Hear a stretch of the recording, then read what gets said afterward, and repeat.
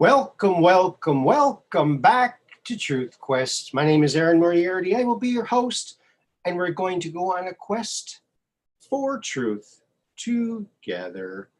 Yes, we certainly are, folks. And we're trying out a little bit different of a lighting thing today.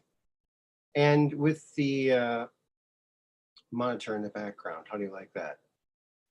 Well, welcome everybody. I'm glad that you're all here. I'm going to turn this back on and see if that's... Welcome, welcome, welcome. That's not good. Something happened. I think I know what it is. Fixed it. There we go. Will it work now? Yes. Yeah. There's always these little glitches, you know, folks. Even the guys who had these shows for years, they're always having glitches. It's just something. It just comes with the territory or something like that. Yeah. I don't know. Is the lighting okay? I think all the lights sound like they usually are, but maybe it's because of that. Maybe it's because of that. All right, folks. Well, thank you for stopping by. I'm going to look at the chat here and see how everyone's doing on this fine Sunday evening. Thought I'd pop on here quickly and check what's going on out here and show you something that I've found very interesting. Some very interesting things. Uh-oh, it looks like my green screen is a little off. Is it? I don't know. Can't tell. Hopefully it'll... Hey, Dark Brain, Edward Taylor. Thanks for being here. I really appreciate it. You know, it's really bizarre because, you know, there's a lot of people now who are on life journeys, these journeys, and they're learning things. And hello, Diona Tomlinson, howdy. Good to see you here. And we might have like a certain idea of the path that we're on. And lo and behold, we end up on a completely different path. A path that was connected to the direction we were going, but we just didn't know it was going to take that turn. And so it always fascinates me as I go on my quest for the truth, how things I thought were completely not related are completely related. It's bizarre. It's like the further you try to go from something, it comes right back. Very interesting. Very interesting indeed. You know? So there you go. Hello, Peggy Dancer. That's a cool name, Dancer. That's a very interesting name. Peggy's a good name too. Wouldn't it be interesting if we could pick our own names? I guess we can pick our own names, and that's what the Anons do. A multiverse, yes. So today, friends, I saw something actually yesterday, last night.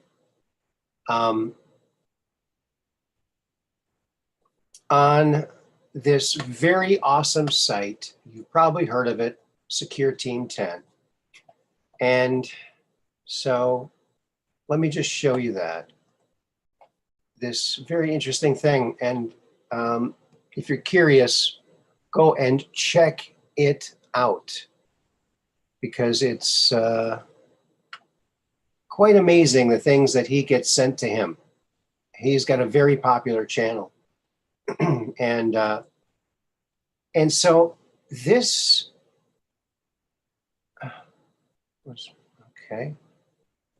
This, they call it the Rubber Duck Ufo. And what it was there was this surveillance airplane or drone or something that was flying along, I believe for the military, and it was, surveying the area, and it came across this and it tracked it. It was going very, very fast. I think close to 100 miles an hour or faster, 200 miles an hour perhaps.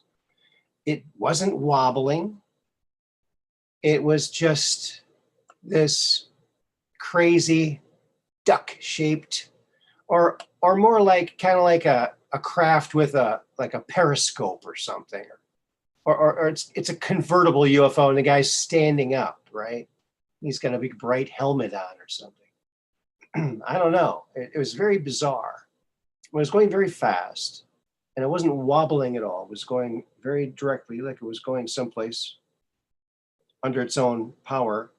And it was being filmed with infrared. So in the video, he says that since it's white, it's very cold. But at the end of the video, he corrects himself and says, no, that I checked, and that was the white means it's very hot. So this thing was very hot because it was picked up on the infrared camera. So there it is. What do you think that is? Any ideas? It's very strange.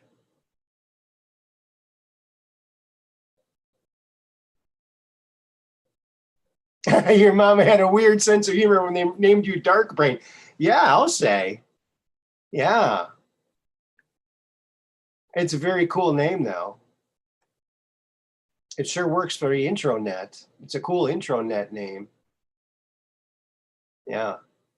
You know what's weird? I had sort of an alias when I started doing my Elvis show. My on-stage name was Elvis Aaron, because Aaron was Elvis's middle name. But then I found out some of the ETAs, it's shunned on to take Elvis's name for your stage name. So I dropped the Elvis. I'm Aaron Moriarty now. So that's what I did, out of respect. Yeah. The duck UFO. Very strange, wouldn't you say? Now would be a good time for me to put the, when I put the link in to call in, anybody can call in, okay? So if you want to call in, go right ahead. That's what we're here for. We're going to get the convo going. And, interesting people. There's very interesting people that tune in here. Very cool people. And I know Dark Brain's called in a few times. He's very interesting to listen to. So we're always blessed when he calls in. Ernie called. He wants his rubber ducky back. Just kidding. That's an unusual UFO. Isn't that, Peggy? Yeah. Look at that thing. It's crazy. It's crazy. Oh. You know what? I don't think I shared this out, did I? I believe not. I gotta share this out.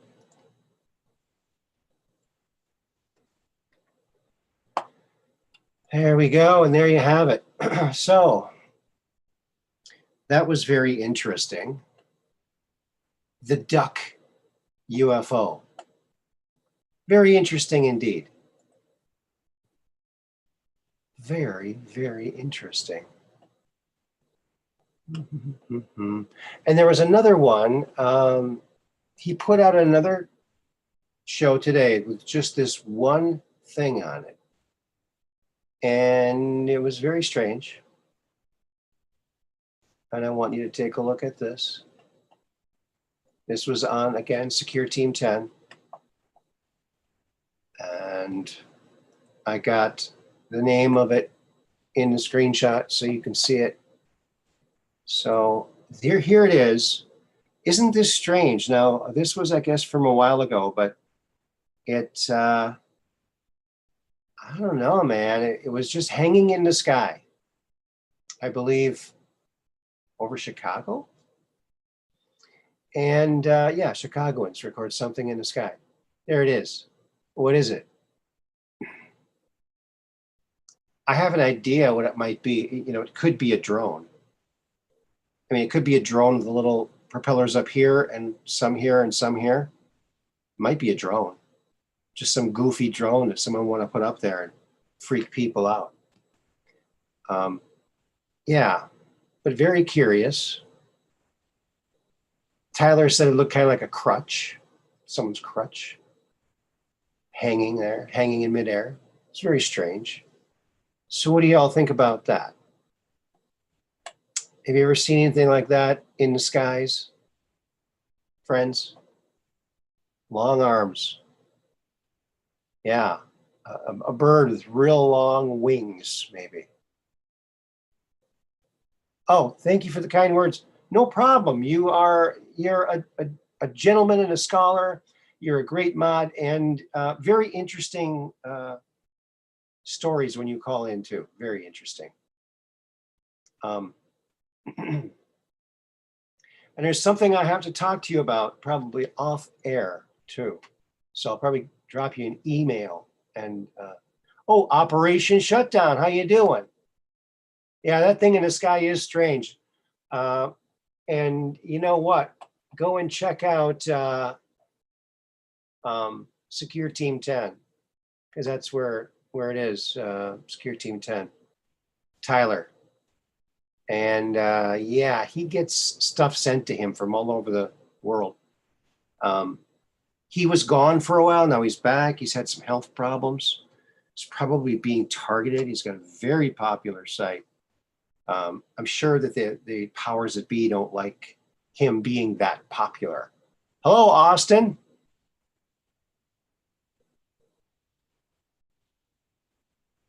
Submarine type plane. Interesting. Yeah, it's just hanging there.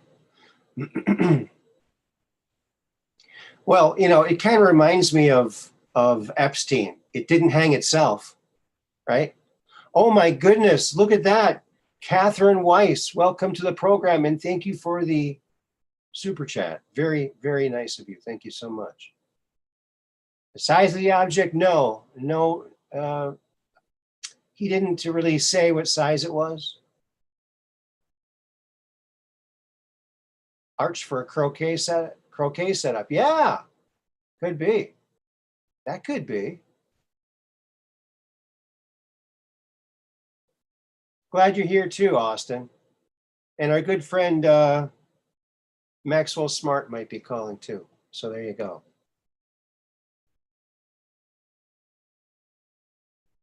Looks like a croquet setup. You know, croquet is a fun thing. I remember playing that when I was a kid, and I thought, man, I'm going to play this forever. And I haven't played in so long.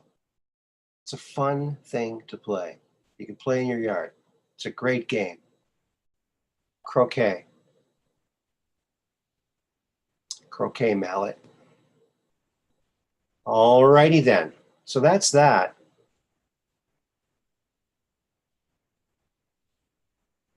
Yeah, Catherine's helping to keep the Truth Quest rolling along. Oh, guess what else, folks? Guess what else? I got a new t-shirt. I got a new t-shirt, friends. Oops. Oh, yeah. Hold on. I got to open that first, don't I? I'm so excited to offer this.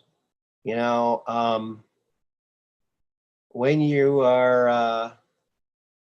when you want to show your support for someone, when you really want to send a message, it's nice to have a t-shirt that can do the trick, you know? And I think we've come up with a design that you might like here. So I hope you like this. I sure like it. I want to get one.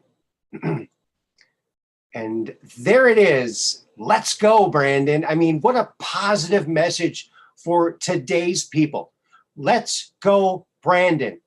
You know, it has a hidden secret meaning that's very interesting. And if you count those little stars here, there's 17 on the top, 17 on the bottom for some strange reason. I'm not sure why. But there you go. Let's go, Brandon. How do you like that? Very patriotic. What do you think about that? I'll have to speed this up. So there you go. Let's go, Brandon.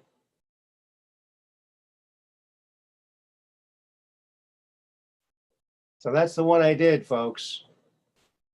We talked about that last time, and that's the one I did so far. Let's go, Brandon. I figured, that's kind of like code. Kind of fun. Kind of fun. Kind of fun. Oh, yeah. La, la, la, la, la, la, la. Yeah. Boy, on Friday, I had that song in my head. Friday night and everything's right for the weekend. Crazy clothes and anything goes on the weekend. John called Ann and Jim got soup. I made a date with little old you.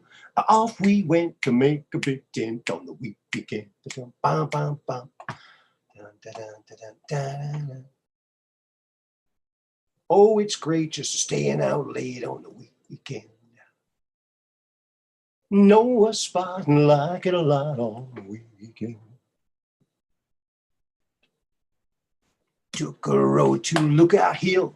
The view up there is sure a thrill. What a night for holding you tight on the weekend. Do, do, do, do. It's a great song. Look it up. It's called Weekend by Eddie Cochran. And if you were ever a teenager and you were with your girlfriend and you were looking for a place to park, it's kind of what he's talking about, first part of this song. Know a spot and like it a lot on the weekend.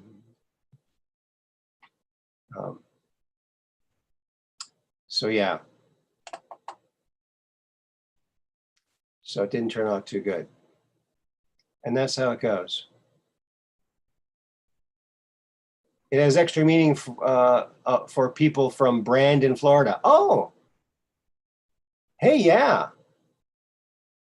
I didn't know there was a Brandon, Florida.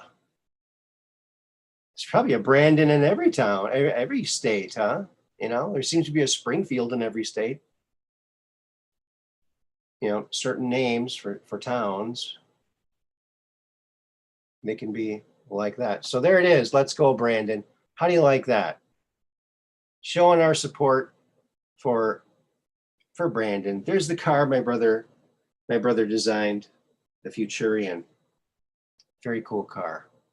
And you can look that up. Oh, there's the Flipsters. One's decorated and one's not. How do you like that? How do you like that?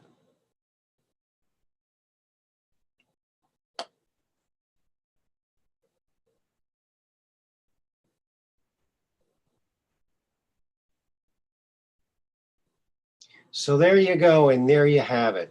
How do you like that? Alrighty then. La la la la la. Oh yeah. Oh yeah.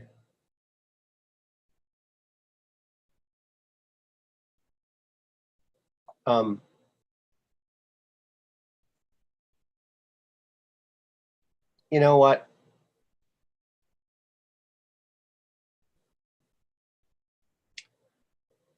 This might be controversial to have on this platform, but I'm going to go ahead and take that Kosh and toss it right into the wind. Throw the Kosh into the wind. There you go. Another way to say it. I think this would be great. I think we need to reinvent our schools. So there you go. Look at that. There's some real awesome Americans that are going to grow up with respecting the flag. And there's nothing wrong with that. We did that when I was a kid. You stand up, you put your hand in your heart, and you pledge allegiance to the flag. It's not that hard to do. And I think we need to get back to this.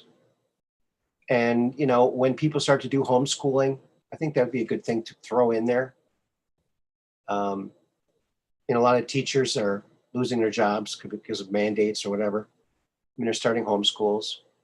and my friend Heidi Pop, she's doing a show with another gal. What's her name? Oh gosh, I'm gonna be in trouble now. On raising starseed children, on homeschooling and things, and so they cover everything. So they're on YouTube, so check them out. So there you go, and there you have it. A trip into the past is a way that we can see our future, and it'd be a very good future, I think. A good solid base, you know.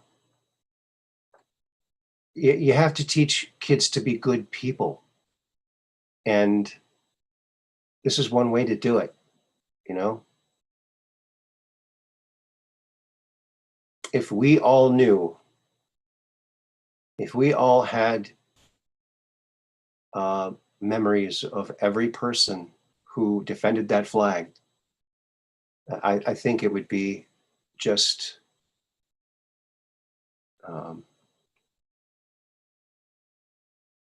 amazing. It'd be a lot. It'd be a lot of dedication and a lot of blood, sweat, and tears defending that flag and defending our freedoms that are so quickly being eroded by people complying. And that's why I used my inventing skills to come up with the Invisimask to save everybody. There you go. I wore this shirt to Walmart again. Yes, the big box store, Wally World. And guess what? I got a fist bump from one of the dudes there because he loves the shirt. He loves the idea. Does not like being masked. Who would, right? When you see adults with their children and the adults don't have masks on and they're making their children, it's just disgusting, you know? I remember once I saw this little boy, and this was many, many decades ago, in fact, at this park. And his mom, or caregiver, mother, I'm assuming it was his mother, had him on one of those harnesses, okay? And, I can see why some parents would want to really keep a close eye on their kid. But in this particular instance, what I saw was very sad, very, very sad. What happened was they were walking, in this little walk area, this park. I'm standing there, I'm watching, I'm going, wow, I've never seen that before. And this guy jogs by, and what's behind him? His unleashed dog running behind him. That little boy looked at that dog, free as can be, and he's in this harness, and he looked so eternally sad. I'll never get over that. It was so,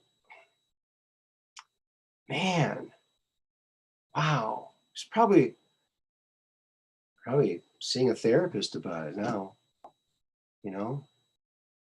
But like I said, I can see why parents would want to keep a close eye on their kids, especially with what we know now. My God. But for a little boy to realize a dog is more free than he is, I mean, we're all, beings of this planet. None should be less than another. But it was just, it was strange. It was strange. And, I don't know. What do you guys think about harnesses for kids?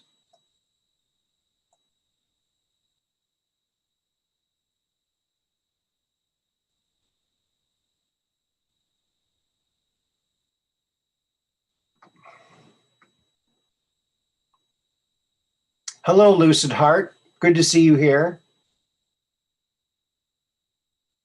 Jerry, hello.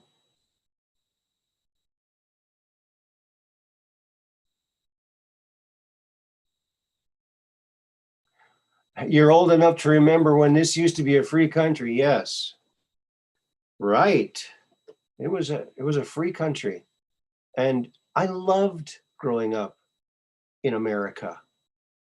You know, I remember how excited I was when the first two books I illustrated were published. You know, and you know, I think it would be a lot harder in other countries to do something like that. You know, we're just lucky we have we're growing up in this world that we used to have, that we still have, but it's being cloaked by fake stream media, filling the airwaves with nonsense 24/7 to confuse everybody, make everybody go crazy. Up is down, down is up. Sideways is who knows what it is. There's no sideways anymore. Hey, Kelly George. Oh, your mother had to use a harness on your twin and I. Oh, double trouble. I don't blame her. But did that affect you? Did it make you feel? Did you ever see a dog that was free? I just felt bad for that poor little boy. Safe. Better safe than sorry. Yes. Yeah. Yeah. You know, we can be overprotective too, you know. I remember when my son, he was like an acrobat. He could flip over the couch and land on his feet before he could walk, you know. And I said to my then wife, I said, did you see that? Look at this kid. We could, you know, we could rent him out as a stunt baby. I mean, he can do stunts. No, we wouldn't do that though. But yeah, he had this foot to floor ride on. And it was this little motorcycle. And the tires were about that wide. And there was no training wheels, but it was a very small little thing. And he was like 2, maybe not even 2, or maybe 2. I don't know, young. And so he wanted to go out on the street. I was like, okay, we'll go on the street. And they're kind of narrow roads and hilly. And so I'm behind him with my hands like on either side of him. I'm running crouched over up and down these hills with my hands on either side of him in case he ever fell. He never fell. He never fell. But my back was destroyed by running hunched over with my arms in front of me. You're not supposed to run like that. Up and down those hills. Oh my God. The energy of that kid. Wow. It's amazing. You know? So there you go.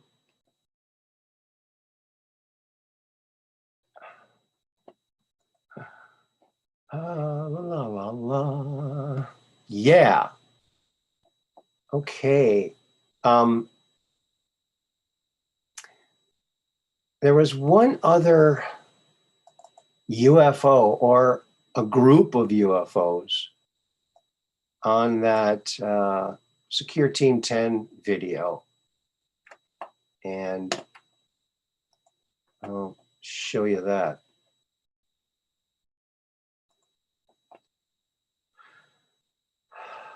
And behind me is my little monitor there. How do you like that? I added that today to see how that would look. Anybody notice that? All right, so it appeared to be just lights in the sky, and then it dropped other lights, and these are the little lights. It made almost like a triangle shape. But I adjusted the lighting, and this wasn't just 2 dots. It's something's here. Now, whether there's something all the way here, I couldn't I couldn't find that out because there just wasn't enough.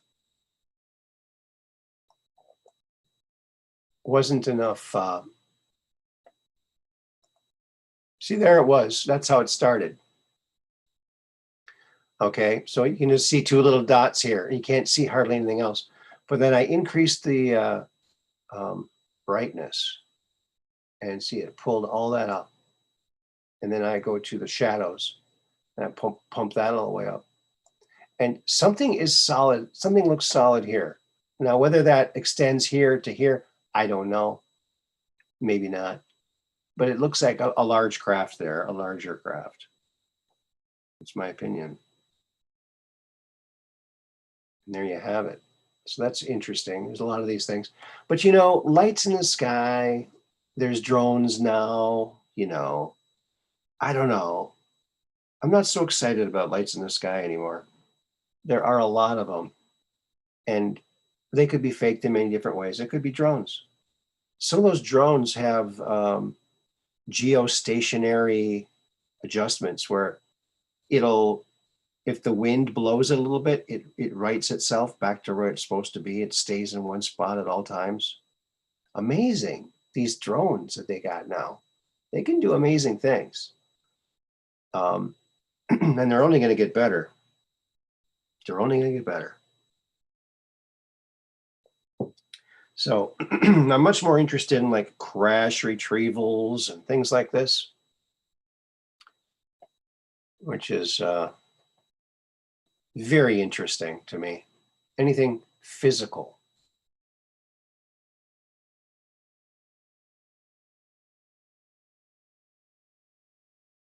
It's almost proof of past lives as a stunt baby. Yeah, could be.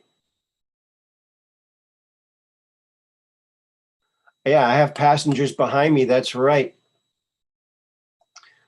Yep. So that's my monitor, my other monitor. I don't know, it's a little washed out. I need to adjust it somehow. I don't know if I can do that here. I think I need a different keyboard. Oh, there's that reptilian guy. Very strange guy. Very strange. And there's good old Skinny Bob. He's on one of the shirts. Face on Mars. Check that out. Oops. And that's the 1995 Illuminati cards. Shows the 9/11. Exact same explosion. Makes you wonder. Those were one of the mirror things I did. So it's just constant. There's the flower of life in a base. Look at that thing. Something to look at while we're talking here. Oh, Dark Brain, you're going to call in tomorrow. That would be fantastic. That would be awesome. That would be very, very awesome.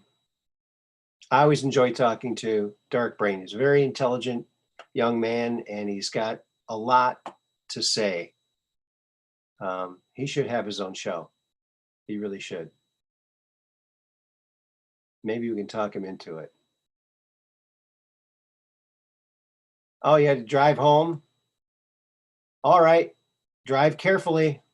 Drive carefully, my friend. And watch out for those UFOs. You know, they can take you right out of your car, so be careful. Of course, they put you back. They never even know.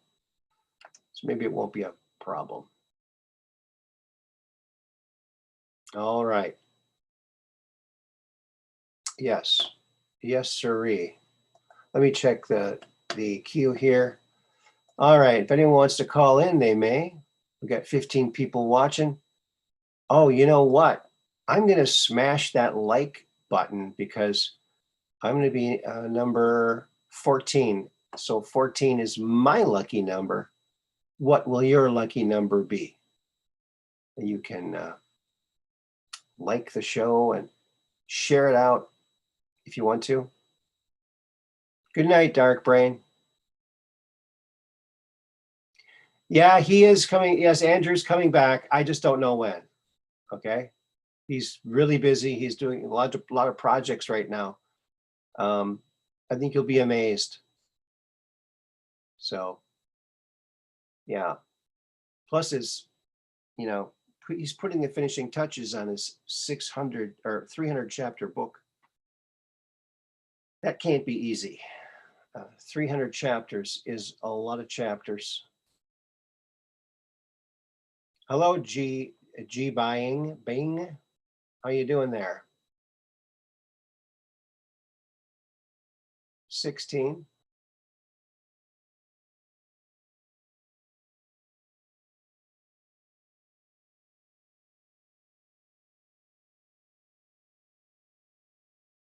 All right, 16. I'm not sure what that means. Are you? Now 18. Oh, on the likes. Awesome. Yes, now it's 18. Yes. Fantastic. That's awesome. And thank you very much, everybody. I really appreciate it. Yeah, I want that book too, Smarties, for sure. Yeah, when he does call, I do, I kind of say, hey, you done with that book yet? Yeah, I want to read it. Like, come on, man. Right? All that info he has. And he said, here's something interesting he said on the show, that he's only ever talked about 10% of the stuff he's putting into the book. He's held back a lot for the book. So that's why it's so extensive, that 300 chapters. And he was always saying, oh, that's right. Maybe I should add that to the book. No, don't add any more to it. Well, maybe you should. Well, oh boy. It's a conundrum. I say just get it out as quickly as possible, and then do a volume 2, right? Beatrice was 16 too. All right. It's up to 18 now, so someone's going to be a lucky 19. The lucky 21 is good for when you're playing blackjack, right? It's a good lucky number to have, don't you think? I think. I definitely think.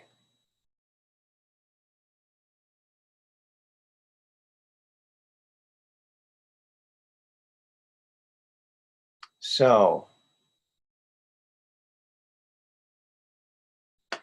you know what? A lot of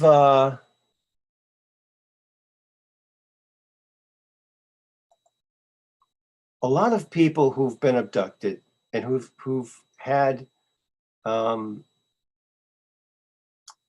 encounters with aliens and telepathic conversations or whatever, a lot of them say the same thing.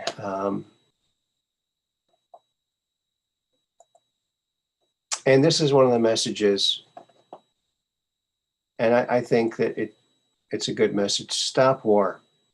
There's no reason for wars. I mean, limited conflicts, perhaps in extreme conditions, but all-out wars, we should really outlaw that.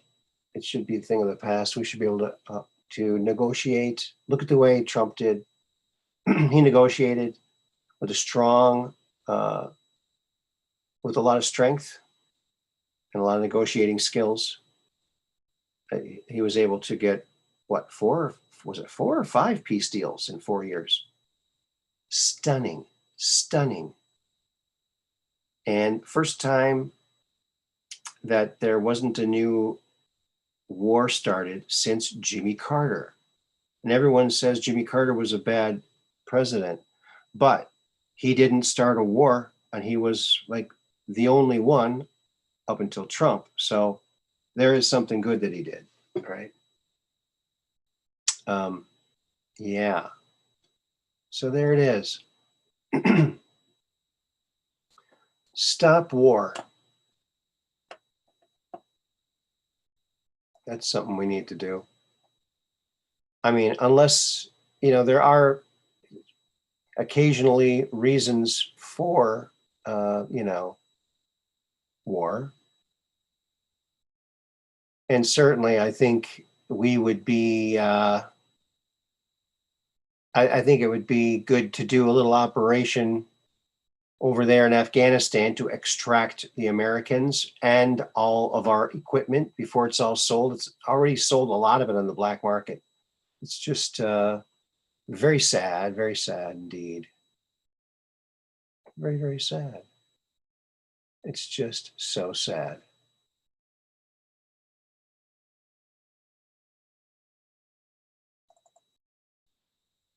Um,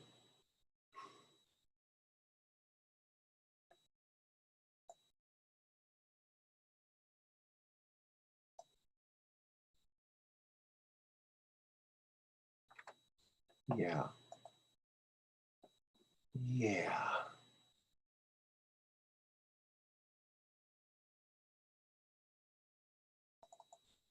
Here's something interesting, and I've shown this before, but I'll show it again because this is what we do. We show things. We talk about stuff.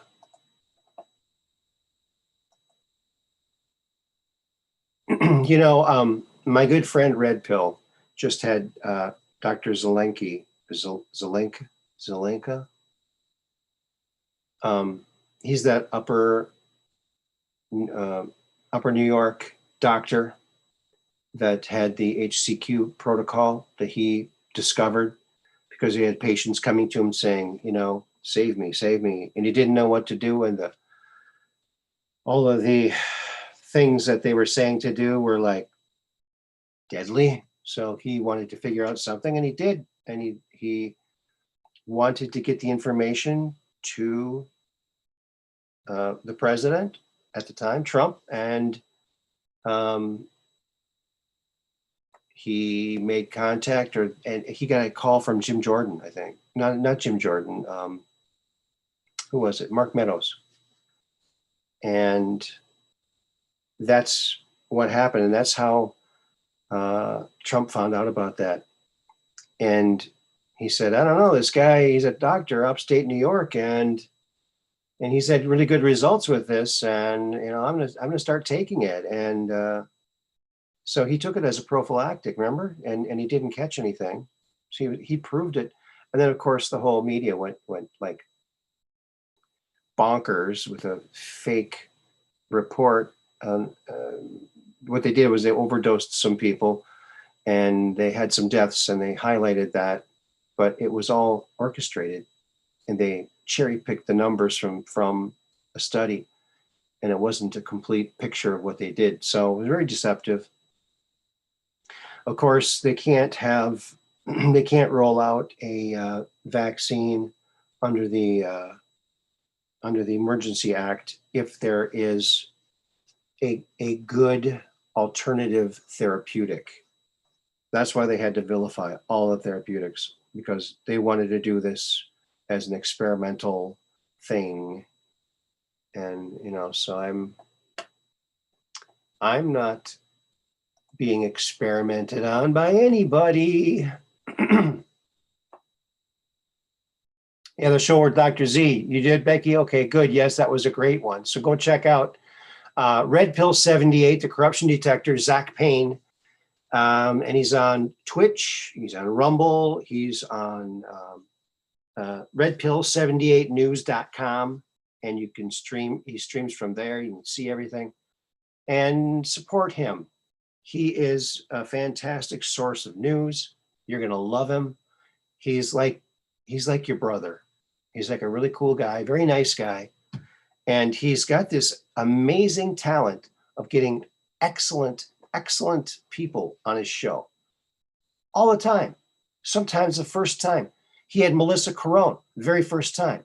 She was the Dominion Voting Systems whistleblower that was hired by Dominion. And one of the top guys was there, and she saw what he was doing and what they were doing, and she saw bad things. And she was going to be on, I believe Hannity or some Fox show. At the last minute, she was cut. They didn't, for some reason, they decided not to have her segment on. And then Red Pill said, come on my show. And then he scooped everybody. Amazing. Last night's Comfy Sunday. Yes, that was good. Yeah. Boy, that Craig Mason has such a deep, resonating voice. He could be like an opera guy, couldn't he? I mean, with that voice, do you think he could be opera? Man, he should be like definitely something like that. Maybe that's not his thing. Who knows?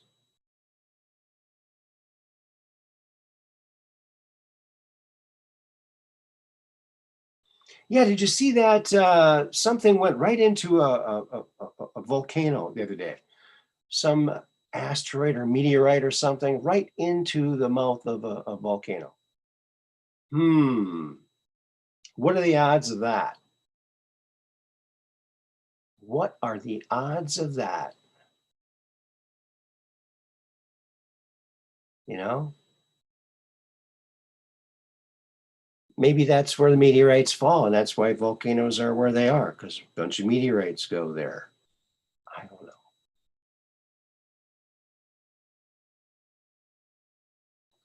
Yeah. Yeah, they're losing all of their cases, though, because they don't have a leg to stand on. They're hired by state election officials to do official state business, so they have to follow official state rules and laws, and they don't. So they're out. There's no, you can't defend that. So we need to go back to paper ballots. That's what I say, paper ballots and hand counting, no machines. That way you can always recount them. And chain of custody. And no mail-in ballots. Sorry, cheaters. It's not going to work this time. No mail-in ballots. Because you know what happened? A lot of people showed up at the ballot and to vote, and lo and behold, oh, I'm sorry, you already voted by mail. No, I didn't. I didn't get something in the mail. I didn't mail it. I didn't return it. I didn't ask for it. I didn't get it. I didn't send it. Well, you already voted. You can sign a provisional ballot and, you know, it might end up being your vote, but we just can't say. Well, oh, really?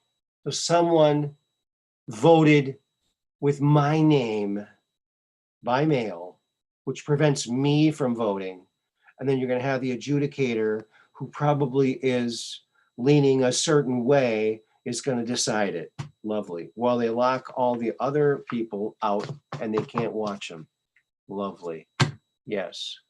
It's, I had this goofy idea. It probably wouldn't work, but I thought, well, maybe everybody gets like 3 hats in the mail, like a red hat, a blue hat, and a white hat, right?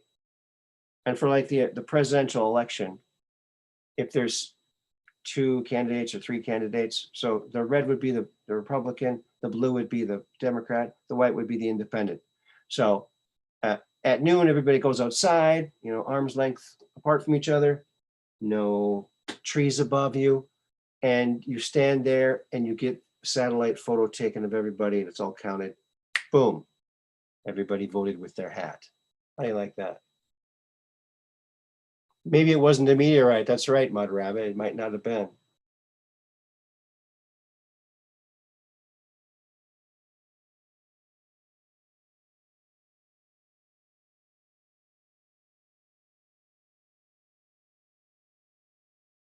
Mud Rabbit.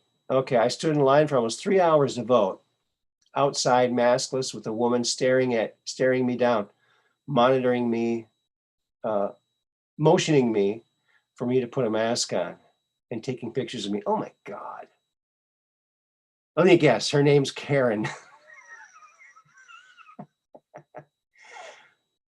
I wish I knew about the Invisimask then. Yeah, I went voting in person here in Door County.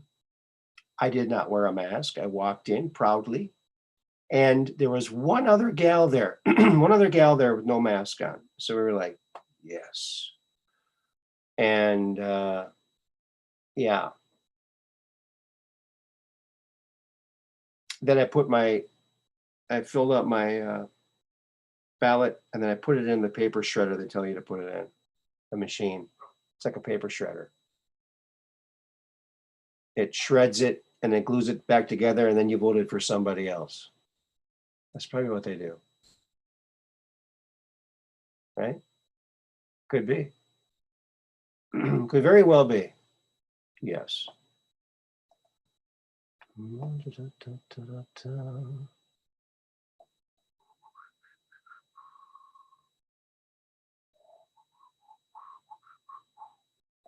Well, well, I thought our buddy was going to call in by now, but maybe he's not gonna. All right.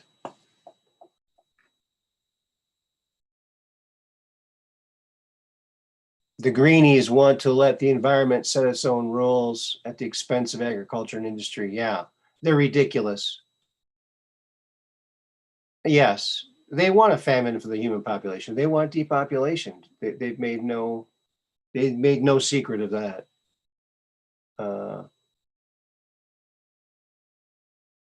Yeah, the election was wild. Yeah, I definitely wanted to go in person and make my statement. Luckily, no one voted in place of me. I would have raised holy HE double toothpicks. I would have freaked out. They wouldn't have liked that. No. I did that once. I freaked out once at my daughter's school when I went to pick her up one day. Maybe I told you about that. I think she was in like 5th grade, 4th or 5th grade. I think it was. So she was in elementary school.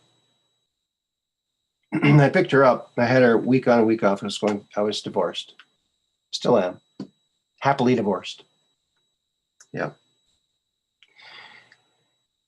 And I picked her up, and the teacher said, because she was staying in her home teacher's room till I picked her up. There's a few of the kids there. And she said, the teacher said, oh, you might want to stop by the office and get Alicia's medicine. I said, oh, I didn't know she was sick. Okay. So Alicia got her backpack and everything and her homework, and we went into the office. And I said, I'm supposed to pick up some medicine for my daughter. I didn't know she was sick. Oh, no, she's not sick. She's not sick. Here you go. I go, she's not sick? What is this? And they said, this is her prescription for Adderall. And I went, what? And I slammed my fist way louder than that, by the way. I might have broke something. I hit my hand so hard on that countertop, and I said, what? You're giving my daughter drugs without my permission? What the hell's going on here? I have 50% legal custody, medical. I have to know what's going on. What's going on here? Why is she getting this drug out of school and I don't even know about it? I freaked out. And they were like freaking out because I was freaking out. And I said, come on, Alicia, let's get out of here. And we went out. On our way out, there was, a bulletin board in the hallway with posters and things that the kids made. One was a big, the round circle with the red line through it. And it was the word drugs, like no drugs. I said, yeah, they say no drugs here, but they give you drugs at school. What the heck is this? Like, what a mixed message. So I had to go to court and I had to fight for my daughter to not be drugged. And it wasn't for any reason medical at all. It was just, oh, maybe it would help her grades. drugs for grades? What? And then I found out Adderall is like super addictive. The doctor's like, oh, just let her give it a try. She might even lose some weight. It's like, what? She's a kid. I couldn't believe it. And that was a long time ago. I had nobody in my corner, nobody. I met this woman in a pool at the campground where I lived, and she was there she was a nurse. They were having some kind of conference. And I was talking to her about this dilemma about my daughter and the doctor comes on into court over the phone saying, well, 2/3 of the kids are on either Ritalin or Adderall. Like, why is this? Why are you proud of that? What? Oh, I'm so glad. And I fought and finally we won. And I was my own lawyer. I did it all myself. I was so freaking pissed. And nobody was on my side. And the judge was like, well, if her grades don't increase, then I'm gonna have to order her to take it. Court order her to take a drug for grades? What? This world is crazy, crazy. Drugs for grades? That is stupid. I'm sorry. Maybe someone out there is taking that drug, but I met this gal a few years after that I took a long bus ride on the Greyhound. If you ever want an adventure, take a Greyhound. It's quite an adventure. But I met this gal, this young gal. She starts telling me her life story for some reason. And she told me she's tried every drug. And she said, there's only one drug she won't do again. I said, yeah, what's that? I'm thinking, okay, probably heroin or something really nasty like that. She goes, no, Adderall. I said, really? And I told her the story. She goes, you're lucky you got her off of that because she goes, I have friends who can't get off of that. And it just made me jittery, and it just affected me in a way that no other drug ever affected me. I never want to do it again. It was a horrible experience. And she's got friends who are hooked on it. So yeah. And it turns out HCQ and things like ivermectin are able to cure other things. I heard HCQ can help rheumatoid arthritis. Really? And other conditions, it might be beneficial too. It's a derivative of tree bark. So it goes back thousands of years. It's not just like 60 or 70 years and 200,000 Army and Marine, Navy, Air Force inoculations a year, 200,000 for 40 years or 50 years. Yeah, without any incident. Yeah, it's not dangerous, folks. It's not dangerous at all, but it will help you stay healthy. And you know what?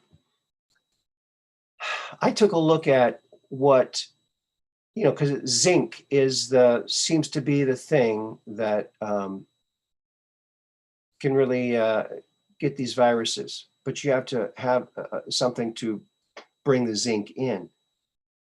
And that's what the HC does. But I was looking at some of the foods I'm eating, and a lot of the foods I'm eating have zinc in them. And I think that getting zinc from food is probably better than getting food from, or getting,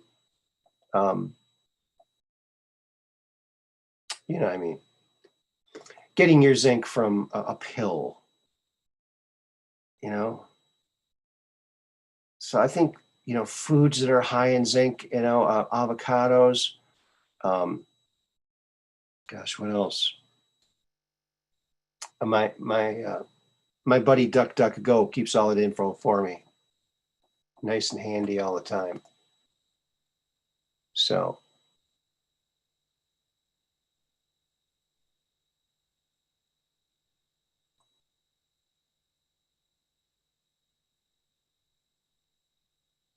Oh my goodness, Kelly George. Oh, that's interesting. I was never blessed with children. My twin and I made a pact. If anyone ever messed with her, I'll be the one going to jail. She needs her mommy, and she could visit her aunt Kelly at the jailhouse. What? I bet you guys switched in school, didn't you? I mean, hey, let's switch. If you had a different class, you'd switch. I bet you guys did that too. Maybe not.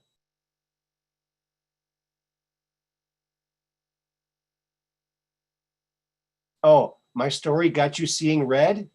Uh-oh. Did I upset you, dark brain? I hope I didn't upset somebody, you know. I have opinions about things.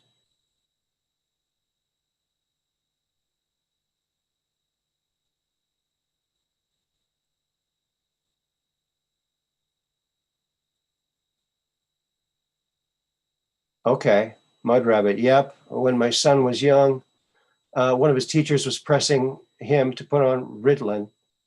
Doses were 7 times higher back then. Oh my God. She and I had a come to Jesus meeting. Good. That'll help.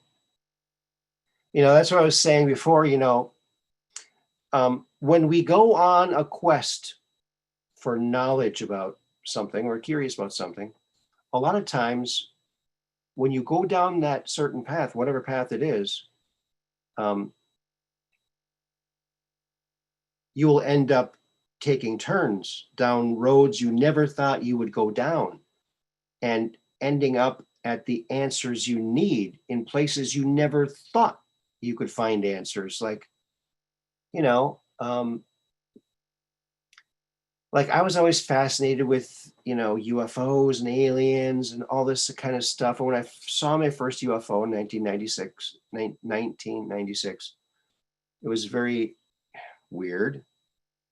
But the more I've studied and delved into this with a scientific uh, thought process, because I was very scientific and I didn't necessarily believe in anything magical or spiritual. And then I had my out of body experience, and it's like, whoa, the spirit is so real. Um, so, and so my journey, I'm finding out things I never would have thought. I never would have thought that I would call myself spiritual or that I would even, you know, think about stuff like that. But it's so interesting. It's so interesting how everything is like so connected, you know, it's just in unbelievable ways that you could never even imagine. Just bizarre, but it all makes sense because we're all one, everything's connected. And what you think is going to be the result might not be the result. It might be something completely different. Oh, thanks, Mud Rabbit. That's my address. Yeah, HG&P, Aaron, P.O. Box 711, Sturgeon Bay, Wisconsin, 54235. Emails hotgamesandpuzzlesllc@gmail.com. And that's for our viewers who might not be able to see. So sometimes I like to say things. So if they want to get that, they can rewind it and hear it.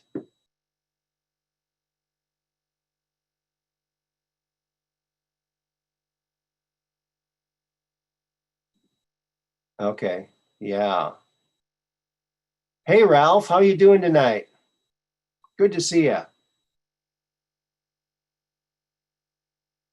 I think it's a different time zone for him. We're glad to see you. Oh, look, we have someone here. I just noticed. And it looks like our good friend, Austin Powers. Is this Austin Powers? Yeah, yeah. I need to be using that name. Yeah, there he is. Good to hear from you. What's up? Oh, not a whole lot. I just was calling in. I was worried. Sometimes if you get a little too intense, you can get yourself banned from social media these days. So Oh yeah. I could bring up a number of other topics that might not be so inflammatory. Get you banned.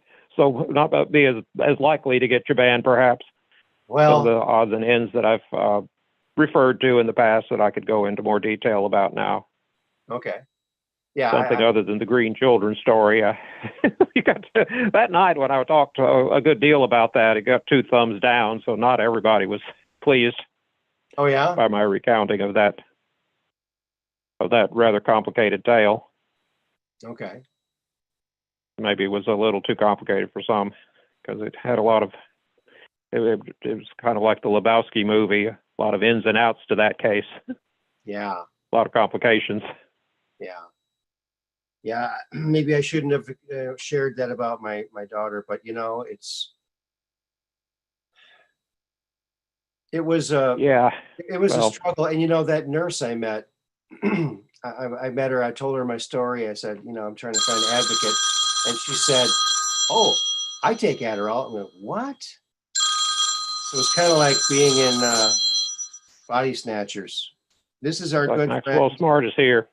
Maxwell Smart's here too. Maxwell Smart, I presume. Hello. Yep. There he is again, and we got Austin. How are you? We got Austin on the line too.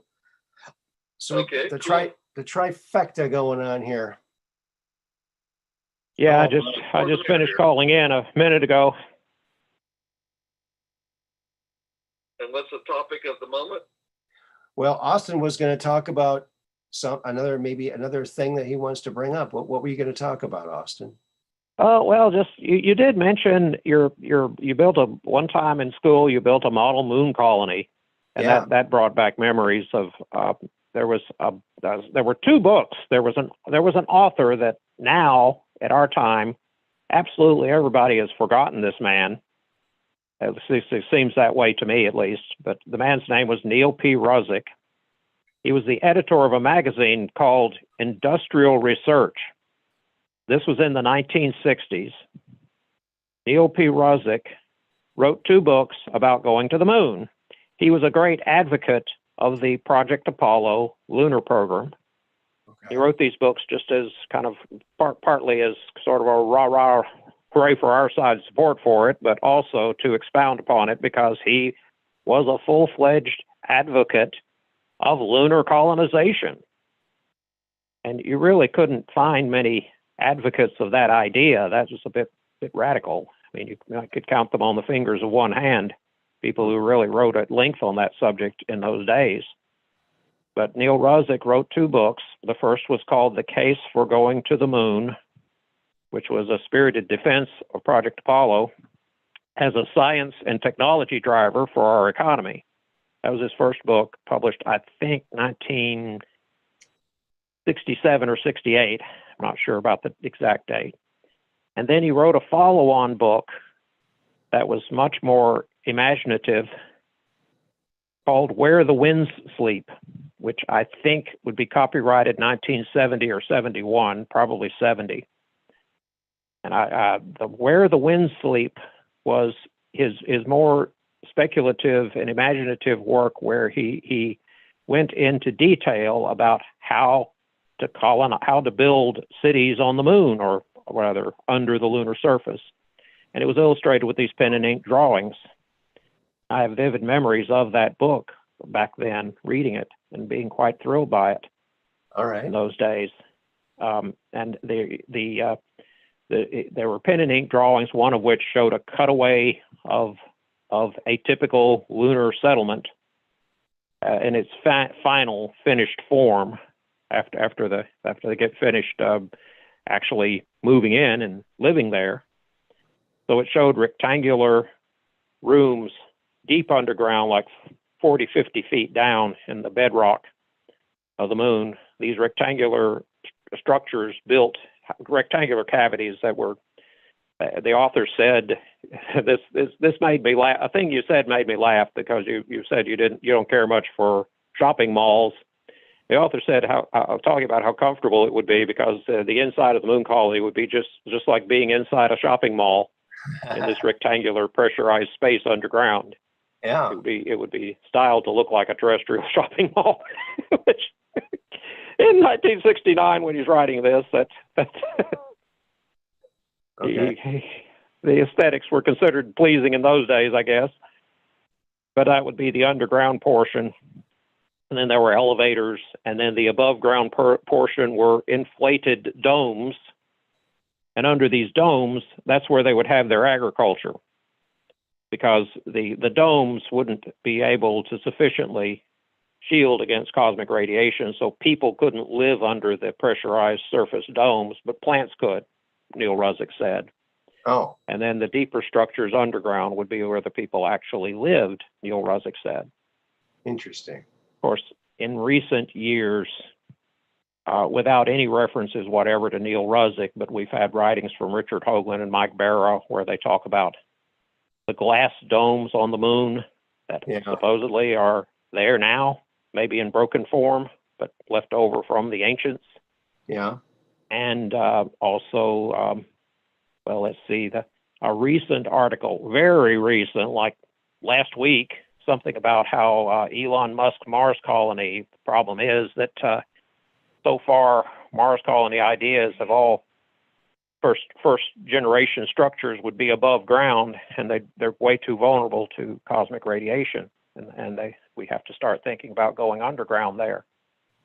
And again, there's no reference to Neil Ruzick, but it's the same reasoning that Neil Ruzick was using and was writing in 1969. Wow. So Ruzick was a bit ahead of his time, evidently. And I never saw these books reviewed or any saw evidence that these books really were influential. They probably should have been, but they weren't.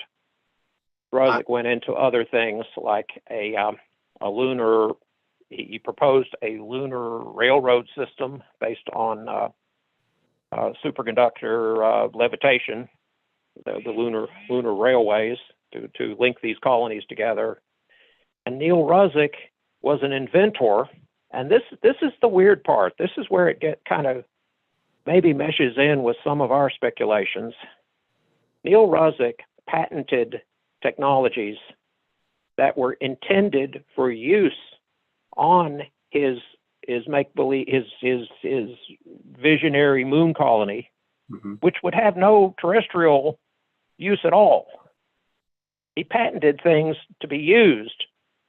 I mean, he has a castle in the air, so to speak, and he's patented inventions to go in it. That wouldn't bring him any profit whatsoever in any terrestrial venue. Okay. Wow. But he did that. And of course, I can't help but wonder, these stories from Corey Goode and others, Sure. if we believe them. Yeah. Corey Goode, of course, has been to the moon, he says, and there's supposed to be settlements there already now. Yeah. Lunar operations. Are any of those people using Neil P. Ruzick's inventions? Probably. That's just it. You know, okay, this is speculative, but we have these similar speculations from people who I presume have never heard of Neil P. Ruzick. Right. And to me, in my imagination, all these things kind of get spot welded together. Sure. I mean, I see one being related to the other when maybe it wasn't, but that's the way my imagination engages with these stories. Of course. I tend to kind of put pieces of the jigsaw puzzle together when it looks like they're going to fit. That's logical. That's the way I am. That's logic. Yeah, I did find a picture. I've posted a picture up here. I found one picture. It's of industrial research. It looks like a jacket from a book or something, or outer part of a magazine or something. And it says vacuum, cryogenics, and the moon. Maybe that was another book he wrote. Yeah, well, that's Neil. That was the core element of Neil P. Ruzick's serious writing, because what he would say in both of these books, but especially the second one was more more a kind of visionary thing. It was supposed to be written as like a travelogue from the 21st century when the moon colonies built. His first book, The Case for Going to the Moon, was just a serious, what would you call it, a series of essays on why you should go. Neil Ruzick's reasoning was industrial research is about industrial research. Mm-hmm. There are all sorts of industrial processes which Neil P. Ruzick said could be performed more efficiently in a vacuum environment out in space than trying to be on the surface of the Earth and then build yourself a vacuum chamber. Mm-hmm. Yeah. Building vacuum chambers for various industrial processes, Neil Ruzick said, was limited and expensive, and the maintenance costs are tremendous, and you get free vacuum if you're on the moon. Sure. So logically, this research should be done on the moon, and that's why a lunar colony should really be built, according to Neil P. Ruzick, in circa 1969. And then this says vacuum, cryogenics, and the moon. Yep. The cryogenics means supercooled liquids. Right. On the moon, you could use insulating.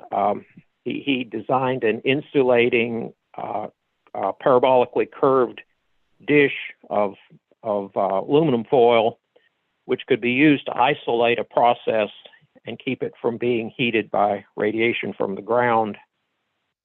That could be used on the lunar night side when it was nighttime Mm-hmm. to supercool something. So you have cryogenics and supercooled stuff and free vacuum and all kinds of industrial processes and industrial research that one could do once one had a suitable environment for it. Yeah. So he suggested moving the research labs to the moon. He suggested doing this with 60s technology. So how do you spell Ruzick? How do you spell Ruzick? They're asking Ruzick, R-U-Z-I-C. R-U-Z-I-C. Yeah, Neil P. Ruzick was the man's name. He's passed away. He was not a real young man when he was writing all this stuff, but he's passed away now. But that's just it. I hate a guy's full of so many interesting ideas that he should pass away, and then all this stuff just be lost to posterity because nobody gives a damn. That eats at me a bit. Well, I like Neil P. Ruzick. Have you ever heard of Neil P. Ruzick, Max? No, not really. This is the first. Yeah. Well, it's interesting. Yeah. And if there was a secret space program, they would need someone to write books like this to get this out there. And so maybe they told him to write these books. Maybe they say, hey, write these books, and you'll have a place. We'll buy all your inventions if you write this book. Because I saw papers in the 70s, scientific papers on how to make turn crystals into memory storage devices. Yeah. And this was before they had the first CD recording CD player available. They were talking about storing data and images on, it's called lithium niobate crystals. Wow. And they said the theoretical capacity of a 1 inch by 1 inch by 1 inch cube of lithium niobate was 100 million gigabytes. Wow. And at the time, they said that was more knowledge than man had generated to date. Well, that's almost as big as a digital joke book I bought. It was many gigabytes. So, but anyway, it's not a the dad joke compendium. That's it. What can I say? Continue. But I thought it was quite amazing that they hadn't even developed the CD writer yet, and they were talking about that. And of course, the CD writer, isn't it amazing how the CD writer took 10 or 15 years after they were giving us CDs to be available? Yeah, they said it was too good of a recording. They couldn't let the public have it. But you know what? I had a friend who was taking a course in advertising at the University of Minnesota. And he knew I was an inventor. I was a toy inventor. And he came to me and said, "Hey, Aaron, I'm working on this project. And I need a project from the future." So I drew a record player, and I called it the laser player. And what it did was, you took a normal vinyl record, but instead of a needle, it had a laser that would read it, and it wouldn't have any static, and it wouldn't jump or skip, because it would follow the groove with the laser beam. That's almost what the CDs were. And then a couple of years later, the CDs came out. I went, "Oh man, call it the laser player." You know, I think somebody scooped your time machine device, because I remember in the past seeing your time travel device in the past. Oh, my time? You've seen a sand timer in the past? No way. Yeah, No way. Wait a minute. Yeah. You saw? Well, yes, why? Because it worked. Somebody used it to go back in the past. That's what time machines are supposed to be for. I showed this to my daughter today and her boyfriend, and they were just cracking up. Oh, God, they were cracking up. I had them going. One more thing about the Neil P. Ruzick book. Okay. One more thing he did that I'd never seen this before when I saw this book in circa 1970, 71. He had, there were illustrations of the improved spacesuit they were using. And this was the skin-tight leotard type spacesuit, which I had never seen before. Before I saw this book, I'd never heard of the concept. Okay. And I haven't heard the concept much since then. Not very much, but it's a completely different concept of spacesuit construction, which Neil Ruzick was advocating. Okay. The idea is that you can, the human body itself functions as a pressure vessel. So you can create a spacesuit by having a pressurized helmet, and then below that wearing a skin-tight leotard. And the leotard would be made of a strong elastomer that would reinforce the skin, so that with the loss of external pressure, the internal swelling of tissues is prevented by the leotard. Okay. So there's no need for an external pressure suit. The leotard in human skin itself serves as the pressure suit. Would that work? That was a concept which has been touched on from time to time. It's one of 4 basic ways to build a spacesuit. The leotard idea, it was tested at a lab. I'm trying to remember who did this. I bought I didn't buy it, but I read the technical report for this. I was so fascinated by it.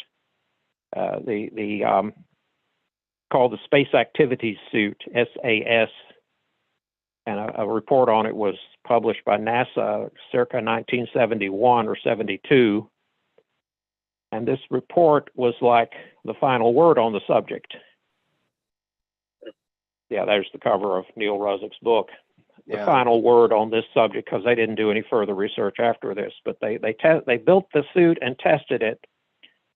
It was made out of mostly spandex, but it had what they called a power weave reinforcement. It was proprietary, a proprietary fabric created by the Jobst Institute, which was a subcontractor for this development. Development itself was at a lab, and I can't remember the name of the lab or the name of the primary researcher, but it was called, the name of the report was The Development of a Space Activities Suit by Paul A. Webb. That's the scientist. Okay. Last name was Webb. Paul Webb created this thing, and they tested it. They ran 20 test series in vacuum chambers with test subjects wearing the leotard spacesuit. Now it had a for the pressurized helmet portion, they created the simplest helmet they could, because this wasn't going to be used on any actual Apollo mission, not this prototype. So the helmet was a bubble, a plastic transparent bubble. So the guy would look like some comic book illustration of a spaceman. I mean, it was pretty far out. The bubble space helmet, leotard spacesuit, form-fitting leotard spacesuit, covering the whole body below the bubble helmet. And the guy, the test subject they had, or subjects, were retired, they were former Navy divers, guys in very good physical condition with good cardiovascular health. So you're not going to, so there's less risk using them for this. They're men who have already had training in scuba activity, so they understand the danger of the bends, because that's the principal danger in this kind of research. The idea that dissolved gases could come out of solution in the bloodstream and cause injury. That's called the bends, or nitrogen narcosis, or various names, but the bends, formation of bubbles in the bloodstream, which you just don't want. Sure. Okay, so they did these tests, and one of these, there were 20 tests, 19 were completely successful. One of the successful tests, they were testing the mobility of this idea. Now, a conventional pressurized spacesuit, remember, that's a balloon that's shaped like a human body. Now, a balloon, it looks okay until try to bend the legs or the arms, and what happens on a balloon when you try to do that? It pinches off at the joint. That's what a balloon does. So a pressurized conventional spacesuit has to have very careful pleated construction, what's called the tomato worm joint at the knees and elbows and such. Okay. And some really complicated engineering for the shoulder blades and hips and such. Okay. A conventional spacesuit is a miracle of engineering design. Yes. I found a picture, but I don't know if this is that suit you're talking about. What do you think? Is this well, it's I've tried to look it up on the web, and all the black and white photos I found of it were just sooty, grainy kind of things that were not very informative. But the space activity suit, like I said, they ran 19 completely successful tests. And the big advantage that this leotard idea has over conventional spacesuit, there are disadvantages, but the big advantage is the mobility. Because the conventional spacesuit, which is, that's sort of like it. That's very similar. Okay. That picture looks like a movie prop, but it's very similar. Hey, that's what I thought too. It does look a bit like a movie prop, but the movie prop and the actual suit, the Jobst Institute suit itself was so simple that it would be relatively simple to depict it in motion pictures. So really, there's not a whole lot of difference here between what you're showing and what I'm describing. But in these tests, like I say, they found the big advantage of the system here was mobility. Because a conventional spacesuit, you've got this complication of getting the joints to move with a man-shaped balloon. The suit, a conventional pressurized spacesuit, a balloon shaped like a human body, it will resist the movement when you try to move in it. Yeah. Because it's just so complicated, and it's got that air pressure, and it's got to have that joint work just right, and it's heavy. So the conventional spacesuit, they can build them so they do a good job of matching the movements of a human body. The engineers who work on these things are very proud of their work, because it's really almost miraculous that the things work at all.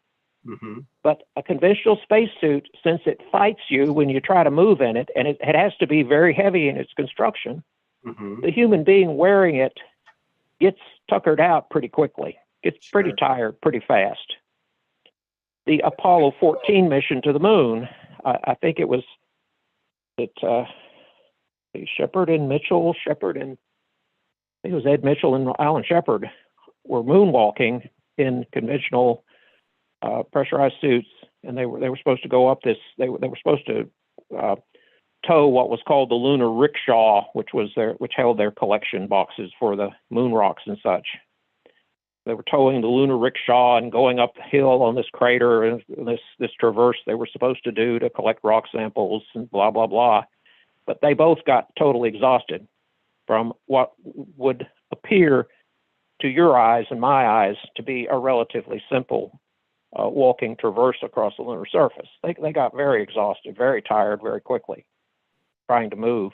And this was with the Project Apollo spacesuit that was the state-of-the-art, best of its kind in its day. So that's a conventional spacesuit. This space leotard thing was way more mobile. And in one of these 19 successful tests in a vacuum chamber, in the vacuum chamber for the test subject, the scientist Paul Webb included a riding bicycle just to see how energetic can the test subject be wearing this thing in a perfect vacuum, in a total vacuum. And the guy gets up on the riding bicycle and pedals away just like he's on Earth in normal circumstances. Okay. Which means, theoretically at least, you could explore the surface of the moon or the surface of Mars or wherever on bicycles. There you go. Think about that for economics. There you go. And then think about applying that economics in the context of a colonization scheme where you're building a sizable settlement somewhere. Yeah, that's a lineup row of conventional spacesuit designs. And you can see they're functional, but they're bulky. They're heavy and bulky. Yeah. And the one in front looks like that Litton Industries design, or the RX series is what it looks like, but there's probably some follow-on. But anyway, the space activity suit, lunar space or space leotard idea, well, it seemed to be at the time when I was reading it first to be a wonderful idea. But then when I read the technical report, they had the 19 successful tests and one unsuccessful one. The unsuccessful test for this system, their test subject went in the vacuum chamber wearing this get-up, and it was the same person who'd been on previous tests and had always worked before. But the test subject, it said, developed Ben's pains in one foot. That is severe pain caused by some gas coming out of solution and forming a bubble in his foot. And they had to get him out of there fast and get him to a hospital, because you don't take chances with that occurring. That can cause heart embolism, all kinds of stuff. I mean, it's just not safe. So they got him out and got him treated. But the suit was not. This was not a perfect idea. This was not 100% successful. But 19 out of the 20 tests were completely successful. So there's a potential there. The budget for this little development got canceled roughly the same time period, early 70s. This was when Project Apollo was being cut back and the whole idea was just dropped. Now, there was a recent revival of the concept in an MIT program that I believe was funded by NASA, maybe NASA or Department of Defense, I never know. But an MIT scientist named Dava, D-A-V-A, Dava Newman, very attractive blonde lady, recreated this space activity suit using more modern fabrics. And they did some testing, and they said it would need another generation to really refine it into what they wanted. But they were looking beyond the moon to Mars. But of course, I've always you could just dismiss all of this as speculative, but I've always in my mind kind of fitted this into these stories, these narratives about the secret space program. Mm-hmm. It's supposed to be so much more ambitious than what we are shown in documentaries about NASA. Well, the secret space program. If you Remember, read Corey Goode is. Yeah, if you read William Tompkins' book, he talks about how Apollo was more than just going to the moon. It was the very first step, and they built these giant Nova rockets to send boring equipment to the moon, to bore underground and make bases. And they had plans to go out into the 12-star cluster and a 52-star cluster. and that was all planned out. But there's a major flaw in that suit. The flaw in the suit, I mean, the concept I like, but the flaw in this, because I had something similar, but the flaw is thermal regulation. You know, you're in the absolute cold, absolute zero of space. And so you have to be able to provide heat rapidly to the tissues or they're going to freeze. And so that's another major flaw in that leotard idea. too tight. But there's well, I had considered the idea. I was going to, you know, what the memory metal nitinol, right? Yeah. I was thinking about nitinol foil type suit, right? Something that is bigger and ballooned up. It's designed for your body size, and as soon as you got in it, your body heat made it shrink down to form fits your body. Mm. And then to get out of it, though, they'd have to quickly spray you with something cold, and you'd have to get out quick. But Okay. Sounds dangerous. Sounds dangerous. Well, figuring out how to. Well, you probably have this suit on for a long time. I don't know how you say, you know, deal with bodily functions. That would be a problem. Yeah. But anyway, so thermal regulation is a problem in either case. How do you keep it warm enough? Yeah, you could run thermal lines through there and whatever, but still, you think how difficult it is to keep something warm when it's very, very cold outside. Mm-hmm. It takes a lot of energy. Well, now, if it's all that's true, if you're on Mars, where there is an environment around you, the environment of pure vacuum, it's not really hot or cold. I mean, when they talk about things heating, it's being heated not by the vacuum of space; it's being heated by the radiation from the sun. So, protecting against that heat would be some kind of reflective layer that reflects it away from the process you're protecting, from whatever you're protecting. You have an aluminized outer layer that protects against sunlight. And the so-called cold of space, that's the consequence of the human body, or whatever process you're talking about, radiating away its heat into that vacuum. Because the vacuum's a perfect medium to radiate heat away into. And again, some kind of insulating layer can stop that from happening. So the skin suit, or the space activity suit, or the leotard space suit, or whatever you want to call it, that MIT group had a new euphemism for it when they did their research, which was early 21st century.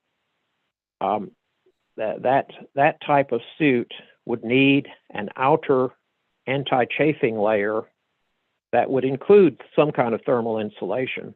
And Neil Ruzick's description of it, he thought it would be real simple, just to build an aluminized outer coverall, and that's what you're actually seeing in the pen and ink illustrations in Where the Winds Sleep.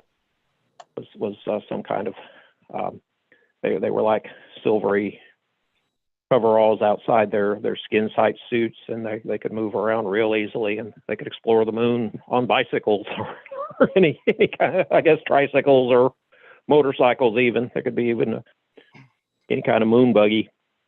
And the big advantage of improved mobility would offset any perceived disadvantages. But, of course, the little fly in the ointment that Neil Ruzick didn't go on enough about was shown in that 20th test run where the guy got the bends pain. To avoid any danger of the bends during depressurization, you have to pre-breathe pure oxygen for a good deal of time before attempting extravehicular activity, and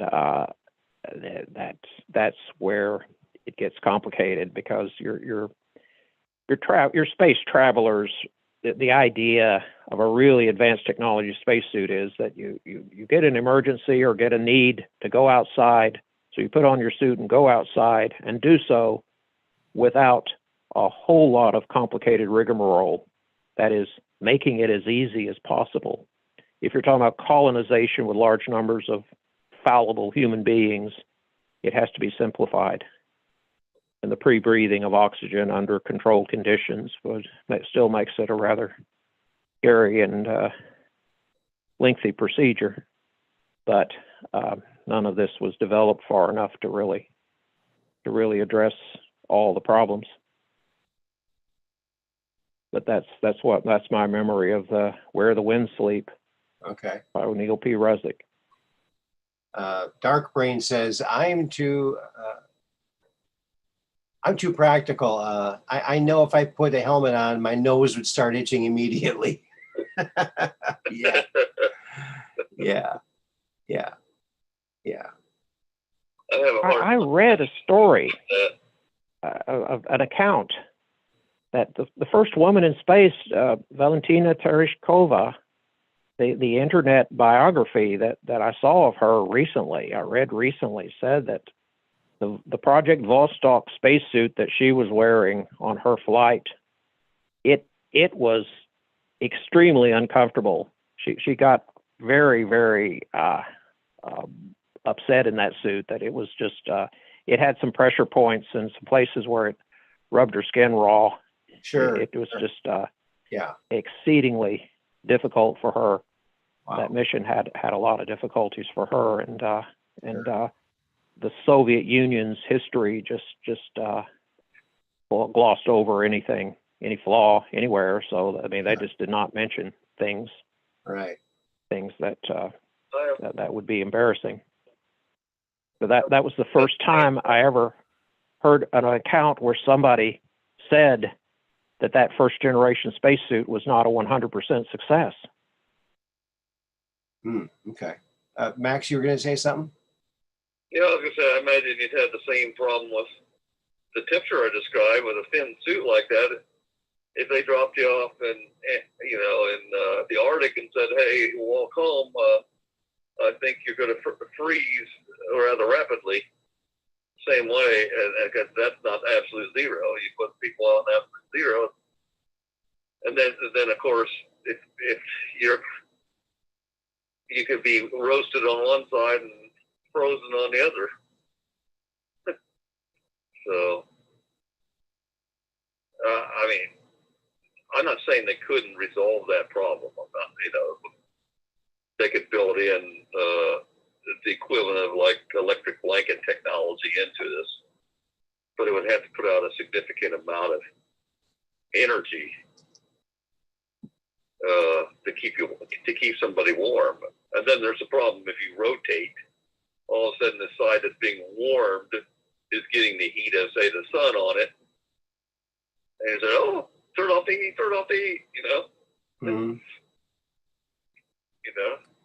Well, how about just like a big clear bubble big ball that you're inside of? It's clear, and you're walking around, and you're inside like a little gerbil in the ball. Yeah. There you go. Yeah, how would you like to be in there though, when suddenly the temperature's turned up to, Yeah.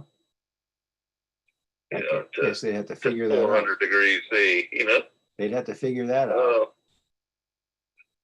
So yeah, there's it's a great idea. I mean, the concept of dealing with instead of air pressure, using the suit to provide the pressure.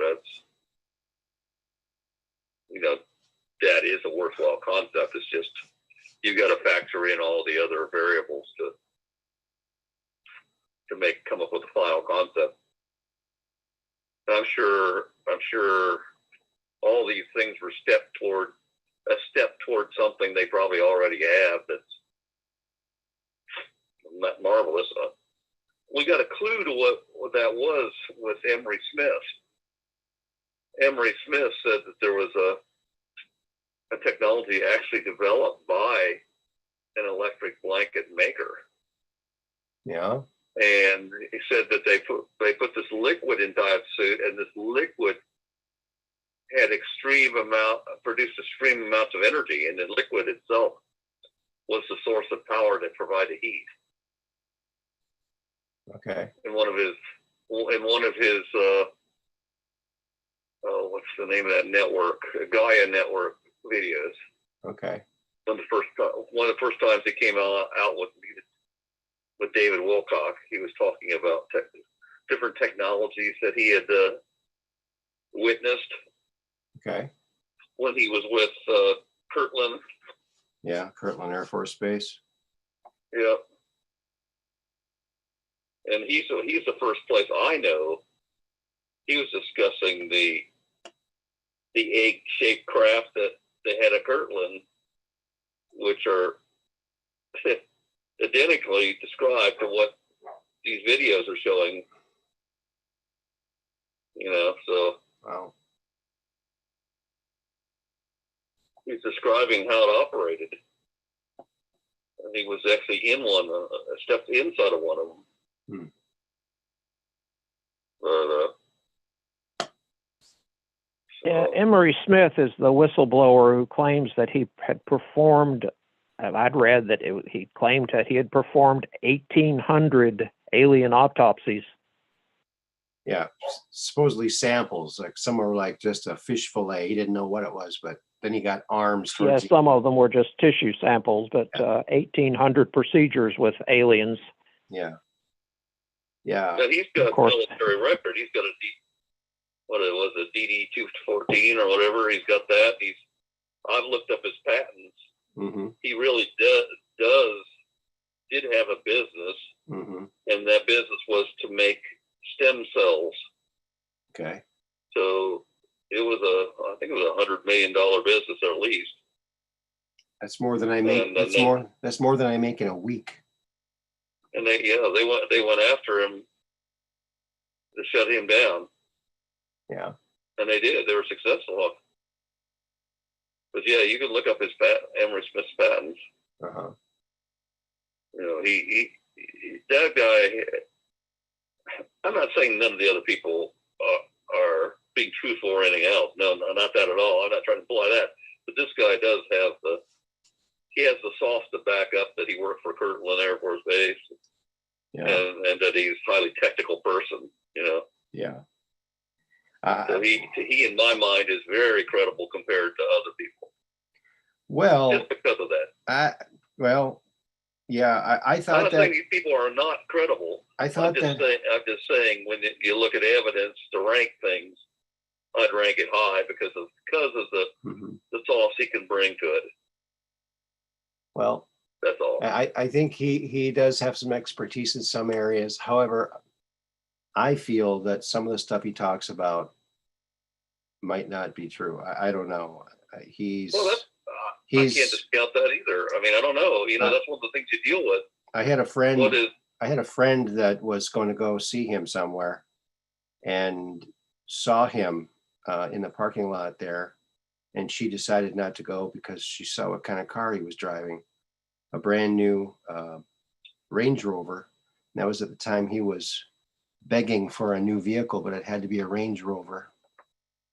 And I don't know, she just got kind of weirded out about it. Yeah, I don't know. I thought it was very weird. Here's what I think was really weird about it. When he first came out, he's crying because they killed his dog, supposedly. Apparently, a lot of that was a lie, according to his ex-girlfriend. But so I don't know what he says is true. But what I do know is when he was invited onto Cosmic Disclosure and did a couple shows with Corey and David, he was constantly patting himself on the back because he had the credentials, and he was insinuating that since Corey doesn't have the credentials, that he's somehow a better whistleblower. And I just saw him weasel his way in there, and now he's the guy there, and David and Corey have been kicked out. So I think. Well, in theory, he could be a better whistleblower. In theory, that doesn't mean he is, because it all depends on the information he's giving out. Well, is it real or not? Well, here's He the may thing. have the credentials, but that doesn't mean the information is Here's the more thing. valid. Here's the thing. It was Corey and David's show. It was by far the biggest show on Gaia and one of the biggest shows on the internet for a long time. And when Emery came in, he set his sights on that show, and he did everything he could, I think, to get those other guys out of there. I think that and he might have been sent there. I don't know. You got to take a look at these people. I was really excited about him, especially when he and Corey were talking about the underground bases and the maglev trains, and they were like having a lot of synchronicities and saying the same things. But gosh, I just don't know. He just something. If it were me, if I was the outsider brought in by David and Corey to their hit show, and things happened and it ended up where I was the guy in the show, I wouldn't have done it. I said, no, this is wrong. This was their show. What's going on here? But I just didn't see that humility. I didn't see any of that. I didn't see any dedication. Were there videos that showed him acting like that? I never saw any videos like that. Or is this just what you got from Corey? Or acting like what? You said where he was trying to take over the show. I mean, I didn't see anything like that. Well, I watched all the Gaia videos. Okay, I detected it was very subtle. Like he was like sizing everybody up. I don't know. It just seemed. It seemed like the show got disrupted, and now he's there. I mean, what more do you need? I mean, I think he was the disruptor. Still there? Yeah, he's still there. No, he's still doing it. He's still doing it, and he's gotten some good interviews. I'm not saying he's not, but I just think that, you take over the show that gave you the break. I mean, you're not going to show solidarity to the guy David Wilcock that brought you there. I mean, I don't know. That's just me. But I felt the same way about Jimmy Church. He seemed very slimy to me. And that's just me. Maybe I'm going out and saying things I shouldn't say, but well, I don't subscribe to Gaia TV, so I do appreciate hearing this, because I didn't know any of that. I really haven't kept up that closely. Mud Rabbit says that she doesn't trust Emery. Yeah, that woman came out, and he was engaged to her apparently while he was dating this other girl, and so there's a lot of. Where did you find that information? On this woman's YouTube channel. She chronicles the whole thing, and she has videos of him. I guess he gets drunk a lot. Well, I guess we can. I mean, the problem with that is, if anybody's had an ex, sometimes an ex is not exactly the most friendly to you. Yeah, but you got to watch the videos. I mean, Kelly George says, Lucid Heart says his ex-girlfriend had some pretty disturbing videos about him. Yeah, she did. And it's videos of him. I mean, you can't say it isn't him. Mm-hmm. So I don't know. Yeah. Well, this whistleblower stuff, I mean, very, very little of this material is things that we can independently verify. So what we're left with is our gut impressions of these people. Exactly. Well, we've just got to go with what's consistent and what we can observe. Yeah. So I do appreciate these negatives about Emery Smith. I hadn't heard any of that. I really hadn't. I liked Emery Smith when he first came out. Don't get me wrong. I think that he has contributed a lot to the field, but I just had this weird feeling about him. Weird feeling. And in the absence of independently verifiable facts, that's all you can go with is feelings.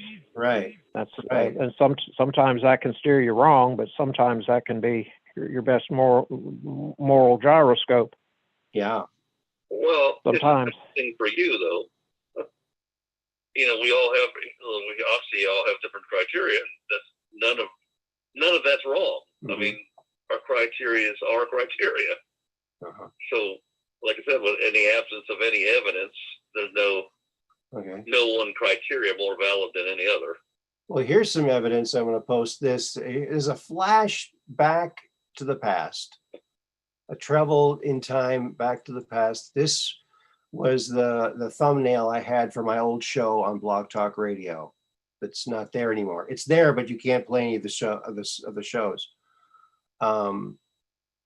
That's the UFO show.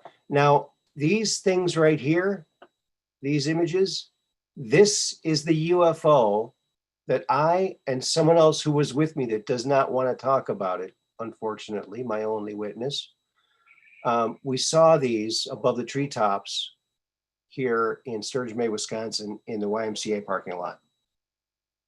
These gigantic lights moving across the treetop level, gigantic, as big as like 2 VWs, lit up brighter than anything you can imagine. Right at treetop level, one white, one red, and then the red light joined the white light. But they were gigantic. They didn't look like this. They didn't look like this. It looked gigantic and super bright. When we got the pictures back, this is what showed up, and I had to blow them up because it was very small. I couldn't understand why the camera was not picking up what we were seeing. But 2 other cars stopped and asked, "What's that?" And well, if it's flying and it's UFO, it's an unidentified flying object. If you can't identify it, it's what it is. But the movement was so smooth across the sky. And when the bottom light joined the top light, it was that same smooth movement, and there was no sound. It was very eerie. But that was a fun show. Did a lot of cool interviews there. That's a blast from the past. I think I remember where I saw your time machine in the past. Oh, yeah? Yeah, it was one of those soap operas, Days of Our Lives, at the very beginning. Okay. Screen, I think they showed your time machine. Sands Through the Hourglass. Yeah, I remember that now. Oh, yeah, Sands Through the Hourglass. Sands Through the Hourglass. So are the days of our lives. Yes. 1 Foot in 5D says, "Who's on the phone, random caller or a guest?" Well, I guess you could call him random caller guest / that's Maxwell Smart. And he's talking on his shoe phone right now. Maxwell Smart and Austin Powers. That's what we got today. Yeah, I think I need a odor reader. A phone odor reader. Well, back to spacesuits. There have been 4 different concepts of spacesuits over the years. This skin suit idea, or this leotard idea, is one of the 4. The others would be their Project Mercury and Gemini suits and the Russian spacesuits. They're made out of fabric. They're man-shaped balloons and have a hard helmet. And I've already gone over the deficiencies. And then there's kind of what they call semi-rigid, where you've got like a rigid torso and cloth arms and legs. And then the third type would be like a suit of armor, where the joints themselves are like old medieval suits of armor with the jointed movement. And that all these have their advantages and disadvantages, but that last, the armored suit, provides the best protection and can provide better mobility if the joints are built right. Mm-hmm. But it's much heavier, so you don't really see that used on actual missions. It's just been prototypes that have been built and tested on the ground. And then this skin tight suit, or this leotard idea, and that's the 4 that I know of. And I've not heard Corey or whistleblowers talk about that particular subject, what the secret space program really uses. It could be a combination of all 4 for all I know. Uh-huh. Was that Lure of Sirius or Loyal to the Foil they called it? Yes. Pardon? Did you say 1 Foot in 5D? Just ask a question. Yeah. Was it Loyal to the Foil or Lure of Sirius? It said in 1 Foot in 5D. It said. That's yeah, what. Okay. Here's a suit. Is this the suit you're talking about? This looks comfy. Let me check. Well, in this context, comfy is relative. Yeah. Some might be as comfy as the Iron Maiden of Nuremberg. A thing I wonder about those, it's Alara. Oh, Alara. Hi, Alara. How you doing? I'm sorry, Alara. Yeah. That's a cool name. That's 3 A's. Wow, you beat me. I only have 2 A's in my name. Now that's Dava Newman right there of MIT. I think she's a full professor. I don't know. I don't know her exact biography, but she helped design that. Now it's the leotard idea again. So you've got this stretchy fabric, Mm-hmm. but it's supposed to be two-dimensionally stretchy. A spandex that'll stretch 2 ways, Sure. but it's not going to stretch outward. Now, Okay. Now back in the 40s and 50s, researchers in aviation medicine were researching the effects of explosive decompression, and because let's say you've got an aviator up in a high altitude airplane going real high, and he's got an oxygen mask on, so he's not going to pass out immediately. So he's getting oxygen, but external pressure is going down and down and down around his body. What happens is, as pressure goes down, the inner tissues of the human body swell up. And there was an American scientist named Henry. His last name Henry. I can't remember his first name, but he did this film of. Now Henry was a very ethical person. He wouldn't do this to test subjects. He was the test subject. So he's got a little vacuum chamber with this pressure gasket, this round hole in a pressure gasket. He puts his arm in it, and his arm's sealed off. And then he depressurizes, and you can see his hand just swell up immensely from the tissue swelling inside from the lack of external air pressure. Okay. So you can't just wear an oxygen mask and go into space. That you might see that in some comic books, but it ain't going to work. There's got to be something to stop that pressure, that internal reaction of the body from the lack of external pressure, which is why pressure suits were invented. Now in this thing we're seeing, she's wearing this leotard garment that's some sort of spandex type fabric, except for this MIT study, they were not using spandex. They were investigating more modern fabrics than that. The original study from Dr. Paul Webb, circa 1971 or thereabouts, was using a form of spandex developed for them by the Jobst Institute. This is supposed to be the next level beyond that. But you'll note this thing, there's this leotard, and then it's got little black lines running through it. Yeah. Okay, the leotard is an elastic fabric.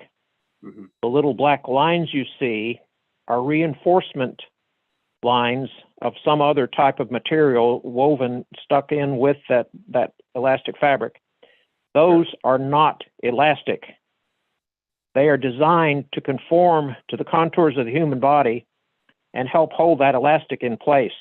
And any internal swelling is going to be well confined by this. This is a tighter fit than the space activity suit of Paul Webb, or it's supposed to be. But then for a helmet, that's where this is a publicity still, and that's some kind of motorcycle helmet. I don't think that's really a space helmet. Well, it didn't quite look for real to me. I think they could probably sell a lot more of these suits if they, get this gal to do these boots were made for walking video in that suit. That'd be kind of cool. Yeah. Now the boots also. Now I mentioned for thermal protection, there would be an extra. Well, the original space activity suit idea, and going back to Neil P. Ruzick, his interpretation, his moon colonist had on an external anti-chafing suit for protection against moon rocks and such, which would also be a thermal insulating stuff. And he didn't think that was a big problem. He thought they could just use layers of mylar for thermal protection. And then the boots are reinforced for walking on really rough surfaces, and that suit material really has to be protected against tears and punctures and such. But this was in the original stuff from Neil Ruzick and from Paul Webb. I don't know about David Newman's 21st century stuff. I haven't read the MIT publications on that. I just my reading was the Neil Ruzick book and that original report from Paul Webb back in '71 or thereabouts. I did read that cover to cover back then. But if the skin suit tears, if it gets a flaw or a tear, the worst that can happen is a localized damage to the skin right there, like a bruise, like a bad bruise. Mm-hmm. The person can get to safety and repair the suit. The suit could be repaired with needle and thread. And that's a terrific, gigantic advantage over conventional spacesuit design, because conventional spacesuit design, you spring a leak, you could die from it. Mm-hmm. It could kill you. Mm-hmm. So that's the stated advantage of this type of concept. Now, David Newman wanted to go well beyond where Paul Webb and Neil Ruzick and earlier thinkers had been. She wanted to use really exotic 21st century materials, so the suit would provide near perfect protection. And the idea was this would be the context they talked about for this was for Mars colonists to use. And Martian conditions are a bit different from what Neil Ruzick was concerned about, because Mars has got a climate, it's got an environment, and your Mars suit might have to be pretty customized for the world you're on. I'm not sure that one suit fits all worlds is really very practical, except for the really heavily armored stuff. Well, here's a vehicle. But anyway, that's David Newman's MIT team design for. They had a different euphemism for it, and I can't remember what that was. They didn't call it a space activity suit. They distinguished it from the earlier work. And it's really more a theoretical study than a final completed prototype. They didn't their budget didn't bring them that far, but they went pretty far. I mean, that's fabric with the reinforcement that was cleverly made and much more. That was a more with the little black lines to provide an inelastic reinforcement. You didn't see that in the original space activity suit from circa '71. That was not a feature of that design. So Newman took it a step beyond that. I designed a vehicle that you would need a suit like this for sure. And I'll show you what that is. And it's actually something I drew a long time ago. And I'd like to make a public service announcement too when you're done. This is the anti-gravity horse. Yes, for the modern space cowboy. For the modern space cowboy. Trot on over to your favorite spot or take your passenger to the moon. Space gear not included. There you go. So is that stainless steel horse again that you had before? Once upon a time? Yeah. Because I saw that and it reminded me the very first book of the Montauk series from let's see, I can't remember the author's name. Darn it, can't remember names tonight. But the very number one in the Montauk series, the book called The Montauk Project, the cover illustration was a stainless steel horse statue. Real shiny horse statue. Yeah. And Montauk books, I never could make much sense out of them. It was one weird thing after another going on at Montauk, New York, at some secret lab where the cabal was doing horrific experiments in time travel. But one thing they were doing, they would send people forward to the forward limit of time travel, of their time travel range, and the travelers would end up in a world that was uninhabited by humans for reasons that the researchers were trying to understand what had happened, that there were no humans anymore. But the travelers would go to this monument, which was a big shiny stainless steel statue of a horse. Nice. And all the time travelers would end up there. When they tried to go to the forward limit of their range as time travelers, that's where they would end up. they try to go someplace else or someplace else in that time range, and they couldn't get anywhere else. Just there to this horse statue, which had to be some kind of time beacon or some kind of benchmark. And the time travelers all visited this big horse statue, and then the cover of the book shows the big horse statue, and it looks very much like that, very similar. Interesting. Never got to see it. I never got to see that. No, I saw the front of the book. It was the cover illustration of the book, but so much of that book was this type of weirdness where there was not an in-depth explanation of the why of it, because they said they were functioning as essentially whistleblowers of this really somewhat horrific secret project that was going on there. Mm-hmm. And it was one weird anecdote after another. And I never could make much sense out of it. I could never find a touchstone that would let me test the truthfulness of what Peter Moon was one of the authors, and Preston Nichols and Peter Moon, the authors of the early Montauk books, circa 95, 94. The whole series of books, and they just got weirder and weirder. Mm-hmm. An awful lot of this later whistleblower stuff about a secret space program did come out in those books originally, some of it. Interesting. But I think there were revelations for people like John Lear back in the 80s. And this supposedly keyed in with a lot of what John Lear was saying, but John Lear never participated in their writing effort. And there are significant differences between what he said and what they said. What were you going to say, Max? Oh, I just want to make a public service announcement. You know, the one, I think we need to support the different channels that we learn about here. The 1 Foot in 5D people, they have 2 fantastic channels that I'm aware of. One is Space Force News. It's on Sundays. I can't tell you exactly what time, but it's a extremely entertaining channel.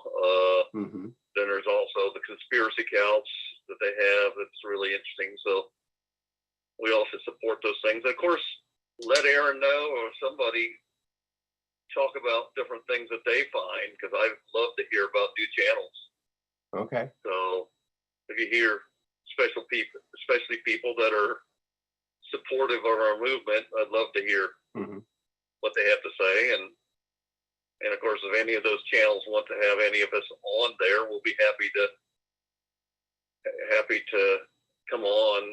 Personally, I'd be willing to talk about anything from time travel to, I like Ingersoll Lockwood as a subject. I like anything about space. I'm sure there's other people here. It sounds like Austin's interested in space things. But at any rate, if you want to get a hold of me, go through Aaron. Yeah, get a hold of me. Get a hold of me, and I'll put you in touch with him. So, but at any rate, love your channels. Keep up the good work. Thanks for coming out here.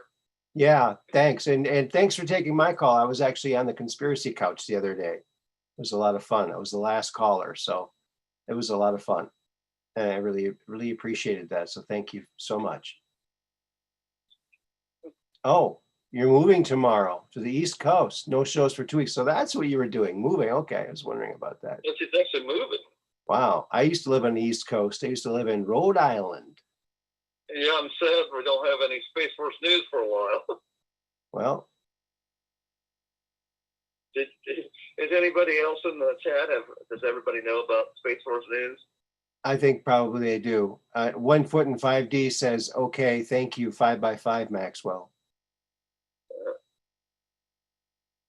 Yeah, safe journeys. Yeah, I'm just Dark Brains.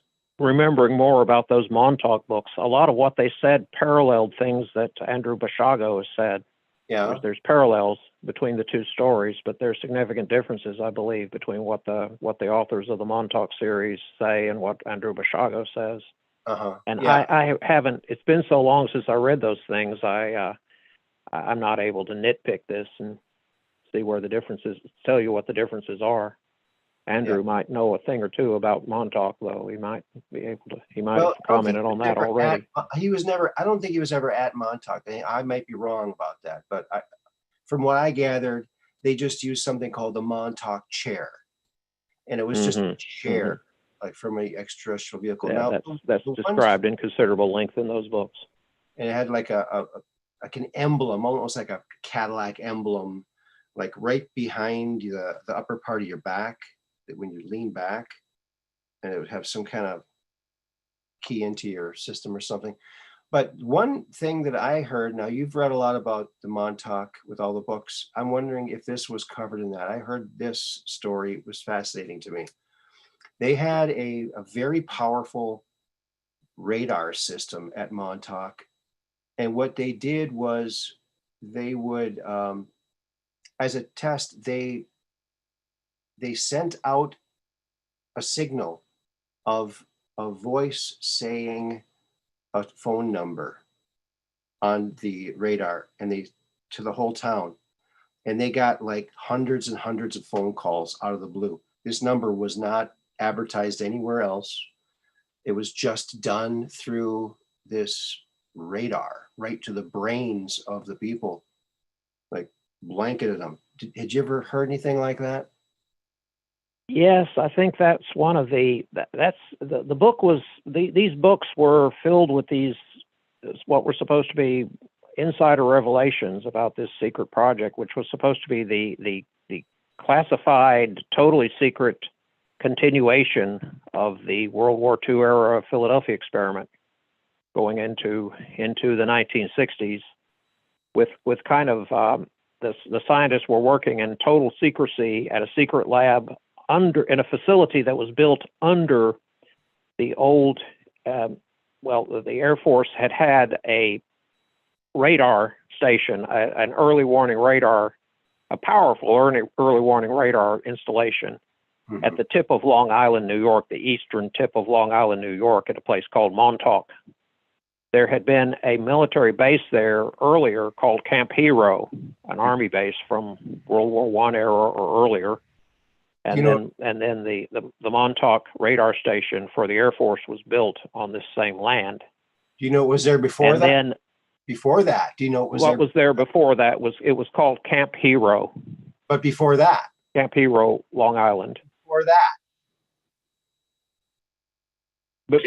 before the Montauk, before the Air Force installation had been built. Before anything, there was a pyramid. Yeah, the camp pyramid there. Yeah, well, and also, there was one of the books was called The Pyramids of Montauk, which the narrative, this narrative is complicated and it gets weirder and weirder the more you read of this stuff. Yeah. But the first book gave the background for all this. There were these bases. There had been an Army base called Camp Hero. There was the Army had underground installations early on because you could still, if you visit the site today, if they let you on the property, you can still see what are called casements, which are concrete bunkers for conventional artillery guns that were big guns built for coastal defense. And that was part of the old Army installation circa World War I. And it may have even gone back further than that, but it was called Camp Hero originally. And then it became Montauk Air Station, which operated this early warning radar that was part of what was called SAGE, S-A-G-E, which is 1950, really late 40s, but they didn't build it until the early 50s. There's a lag time between the time these systems were designed and the time they were built. But a big radar antenna that was put in, and of course, to operate that, they have to have ancillary installations like a power plant and all kinds of barracks for the men and a control center and all that stuff.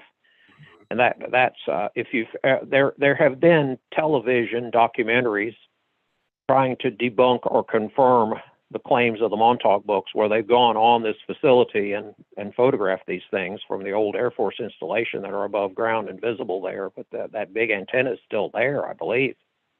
It was until it was a few years ago when these documentary films were made. So that stuff's all there. But what the authors claim is that there's an underground base well below the parts of that facility you see. Mm-hmm. And this underground facility was where all this weird stuff was going on for time travel. Mm-hmm. And it was all a continuation of and to investigate discoveries made with the original wartime Philadelphia experiment, but also it involved contact with aliens. And this story gets... They were part of the Philadelphia experiment. Yeah. Well, yeah, the aliens had intervened, had detected the Philadelphia experiment and intervened there or something, or had contacted the humans at that time. Supposedly, that would have been 1942 or 43 when that had happened. But the story in the books, it gets more and more bizarre and complicated. And I have to say, parts of this stuff I found unreadable. I couldn't quite follow the author's reasoning, particularly Preston Nichols, who was supposed to have been the ultimate insider here. Mm-hmm. Peter Moon was not really a direct participant in any of this. He's the writer who took Preston Nichols' manuscripts and sort of hammered them into publishable shape, is the role he played in this. And after Preston Nichols quit writing, Peter Moon continued the narrative. He supposedly had other contacts, so he could continue and write later Montauk books. Montauk books became kind of a cottage industry for Mr. Peter Moon, who I have not heard much from recently. His most recent books have been about some mystery site in Romania, about which I know virtually nothing. Mm.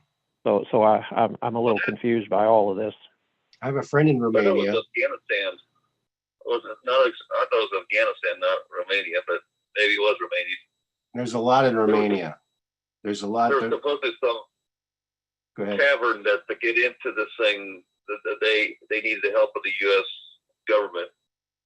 And when the U.S. government was able to get into the site, it was some kind of high-tech, I don't know, means to protect from the entering this facility. When they got in this facility, there's some kind of like a bed, and it would, if you laid on it, it would read out everything about your body. Yeah. It was very high-tech. Mm-hmm. And this is in that, I think it's the fourth book. I can't remember the name of the fourth book. It describes there were tunnels from there. One of them went to Egypt, all the way from there to Egypt, and then wow, I can't even remember where the other two tunnels led. They claimed from that spot, which seems pretty implausible to me. I don't know. Well, I'm remembering more about those later books. I have not read them. I've read about them, a little bit about them, seen them advertised. Peter Moon's later books after Montauk series are about this mystery site in Romania, which he says is the Carpathian Sphinx. And I don't know what that is. I've not seen any other writers writing about it, and I don't have these books, so I can't really comment further. But he has a co-author who's a Romanian gentleman named Radu Cinemar, who's his co-author in these. I think Radu Cinemar in these books plays the same role that Preston Nichols played in the original Montauk books. He's the whistleblower who's giving these secrets to Peter Moon, who's interpreting them in a form that's publishable, that he can continue publishing his books. Sky Books publishing company, his self-published little empire of these books, and it's more of these very fantastic claims, and you either believe them and agree with them, or you don't. And I got a little tired of it because there was never anything that I could verify in any of Peter Moon's claims. That doesn't mean Peter Moon is wrong. He could be as important as Corey Goode, perhaps. Mm-hmm. But I would like to see more evidence than I've seen for these things. And That's about all I could say about Peter Moon and Radu Cinemar's works. But Okay. it's about these mysteries in Romania, which had supposedly been uncovered during the communist regime there. There's a lot about Romania. I have a friend who lives in Romania. He actually he applied to be in the CIA, and then now he's in Romania. I'm like, did you get the job? No. Well, probably wouldn't tell me. But Well, here's he how wouldn't funny- tell you, but there could. This is one of those things where you could check out little details to see some indicators. Did he learn the Romanian language? Oh, my friend? Yeah. That I do not know. I don't think so. I'm not sure. He I was don't- doing some kind of work there. He'd have to be able to speak the language. Well, his you would kids have to go know to that. school there. His kids are going to school there. They're actually going to a German school. They're learning German. Now, and- that's curious too. Most Americans don't get much foreign language expertise at all. right. And when somebody does, you kind of get the feeling there's more to be told there. I mean, Well- that's kind of like when Lee Harvey Oswald learned Russian. Well, I guess the way he tells it, they were traveling throughout Europe with their two little kids. Maybe they only had one, and one was born while they were over there. Yeah, and so they were traveling around Europe, and they found this place in Romania, and they went, "Wow, it's really inexpensive to live here." He works over the internet, so he's got his own business, and he goes, "Wow, maybe we should live here," because his wife was pregnant at the time when they were traveling, and they had insurance here, and they go for a monthly checkup, right, when they're pregnant, women, and so even with their insurance, it was like $1,000 per time extra they had to pay. Well, they went to Europe, and of course their insurance didn't cover them over there. They said you have to pay full price. Okay, I guess we'll have to pay a full price. What's the full price? Same equipment, same things that they did, $80. $80. So it's a heck of a lot cheaper to live there. That's why they're there. They can just live there very cheaply. And they have good internet. But I have a strange sneaking suspicion he might be clowns in America. But I don't know. I probably shouldn't say that. But I didn't say his name. So there. Better stop talking right now. But yeah, very interesting. This guy that claimed to be part of the Philadelphia experiment, I actually met him. I actually talked to him first.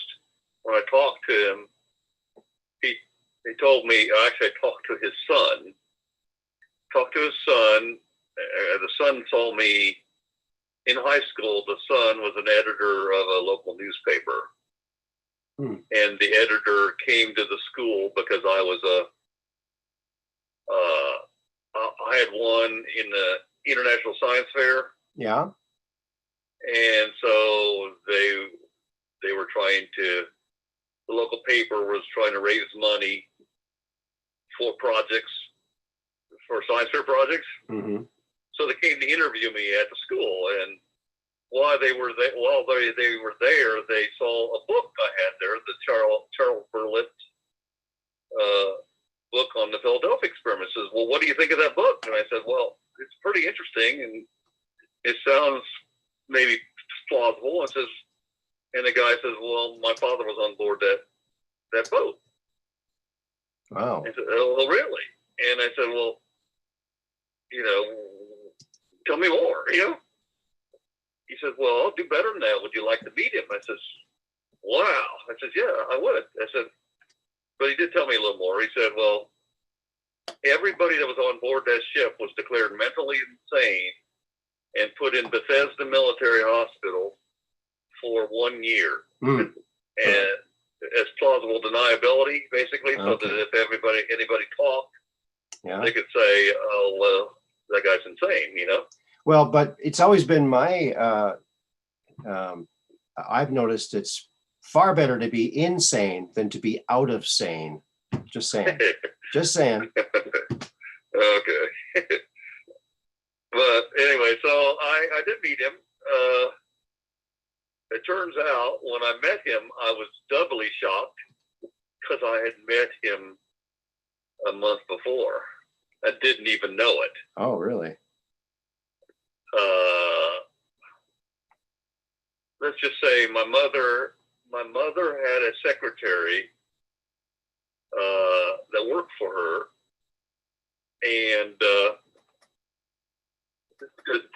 this is going to touch on some other stories that I could do later. When I graduated, the secretary and her husband sent me a nice card saying, congratulations, I was a valedictorian. Congratulations. And on the card, the one thing that stuck with me then, and it became significant later, it says, I know you will one day turn darkness into light. Oh. And I still have that card. That's cool. It meant something to me. I didn't know what it meant at the time, but some of you might recognize what it means today. But interesting. And this guy that I met earlier was her husband. Okay. And the only reason I remember him, I'd only seen him once, is they invited me over to their home for dinner one time. And I'll give you my first response when I met this guy. I was absolutely terrified. I came into their house and he's there, and my intuition said, something's wrong with this guy. And the first thought was, this is the strange thing for your mind to jump to first, that this guy was an alien. This was a long time ago. Okay. Wow. And I told family about this, and my mom, of course, at work, and she says, what? And I said, I know how it sounds. I don't know whether, that's that or there's something strange about, well, it's possible that this person had the experiences with the Philadelphia experiment, that might explain the sensation I got, Mm-hmm. Maybe he wasn't an alien, but there was something about him from his experiences in the Philadelphia experiment. I don't know the answer to that. But I had met him because I ate dinner with him. And then a month later, when I was introduced to him in another city, he wouldn't talk. He clammed up, he wouldn't talk. But I said, I know him. At first, it took me a second to remember, where did I see him? Oh my God, that's my mom's secretary's husband. Wow. And I have a sneaking suspicion, and I don't know this. Well, since then, I've had revelations that maybe this guy was a Project Paperclip guy. What? I'm thinking, my intuition tells me that her husband was a Project Paperclip guy. Oh, there's a paper plate. No, So paper clip. I can't really go into that. Well, the guy had intensive knowledge of biology, although he's supposedly a simple farmer. And I can't tell you exactly how he revealed that. He showed me. He found out I was interested in certain formations, Mm-hmm. and he told me where to go find such formations. Yeah. The details, the geological details of the formation. I don't want to tell the specific formation because it would kind of out me a little bit as to, so it would give a location information. I don't want to do that right now, but Okay. a lot of strange things that happened. The guy definitely had more knowledge than he was letting on.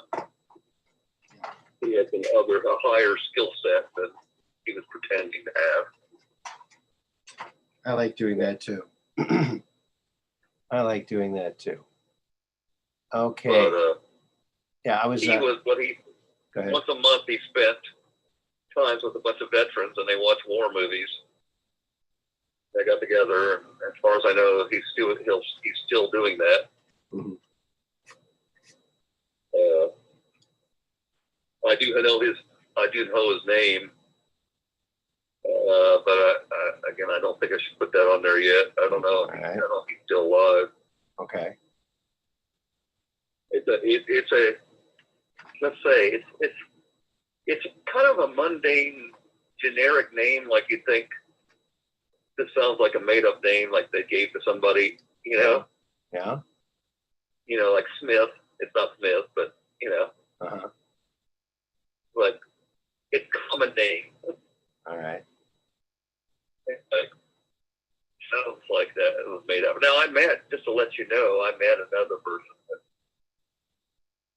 in my travels that was Goering. What's his name? Goering, the Nazi guy, Goering's son. I met Goering's son. Okay. And he was a young lad. He was a baby. So he didn't know his father. But and I met them at a UFO group, and but they have new names, of course. But I met some interesting people. You know. Yeah. They didn't openly talk about it because they didn't like people to compare them to the Nazis, of course. But all kinds of fantastic. You'd be surprised the people that you all around you that have secret histories that you never imagined. I'd lay odds that everybody in the chat has some of these people around them. They don't even realize it. Mm-hmm. That's how many experiences as I've had, and I don't think it's just unique to me. You know, mm-hmm. We don't realize people don't. You can learn a lot about UFOs if you're out someplace talking about them. Because someone can overhear you and says, "Yeah, I want to tell you the story." And then you learn something about them, and then it says, "Oh yeah, my brother-in-law is just wait, that guy? That's my buddy I golf with." You know, There's more stories. Learning all these connections. There's more stories than there are people. There really are. I mean, it's bizarre how many stories there are. People don't offer these things often because they don't want to be unless they find a like-minded soul to talk to. Right. They don't just offer it up. Right. Exactly. So there's people all around you that have had phenomenal experiences or know phenomenal things, and you don't even know about it. Mm-hmm. So reach out, get to know your neighbors, and get to know your other people, and you'll learn some fantastic things. And your life will be a lot more interesting and enriched. Yeah. And I want to encourage everybody to go out there. And, everybody knows I'm an inventor. Of course, I invented the time machine. I've already got a couple of them out there in people's hands. They really work. But, and we were talking about Emery Smith. Now, Emery Smith worked on the Atacama being. And this is a chance for me to show my discovery about the Atacama being and who he really is. It's a great discovery. And so I'm very proud of this discovery. Yes. If you look at the distance from the ankle to the knee, it's exact. It's Beavis. That's it. That's it. Yes, folks, he brings it out every episode. I it's my favorite meme. I like making memes. It's a good one. I have to admit, it's a good one. It got a wow factor to it. It what's weird about it is this, Max. I was looking at the Atacama being, and normally he's laying down. I put him standing up like that, and I went, my goodness, those proportions look awfully familiar. And I kept looking at it, wait a minute. That's Beavis. You add the It's hair. worth at least 5 dad jokes. That's him. That is definitely him. Definitely him. Did you have any? Yeah, it's pretty great, but I don't think they're ever going to show that on Ancient Alien Show. That's why I got my own show, so we can bring these discoveries out, and give a little chuckle along the way. So there you go. So yeah, David Hatcher Childress might appreciate it. I think he has a pretty good sense of humor, but I don't know about the rest. But it actually solves 2 questions. Who or what is the Atacama being, and where the heck did Beavis go? Boom. Both mysteries solved. There you go. Poor Beavis. I have a business associate that looks like, who's that guy? That also came from that show. Butthead? Huh? Butthead? Beavis and Butthead? No, the next door neighbor that. Oh, Kenny? Was his name Kenny or something? Oh no, the guy, King of the Hill guy, Hank. Oh, King of the Hill. Okay. Hank, that came from that show. That was a spinoff from Beavis and Butthead show. You knew that, right? No, I did not know that. No, yeah, they got a Hank Hill that's next door neighbor to Beavis and Butthead. Oh, that's right. Oh, okay. I got you. And well, I got a business partner who sells propane and propane accessories, and he looks just about like Hank Hill. Oh, really? Has a lot of similar mannerisms. It's hilarious. Yeah. I said somebody must have known him. Uh-huh. Well, the writer must have met this guy. I said, but it's hilarious because he doesn't like the comparison. However, he doesn't like me bringing that up. I bet not. But I'm not mentioning his name, so.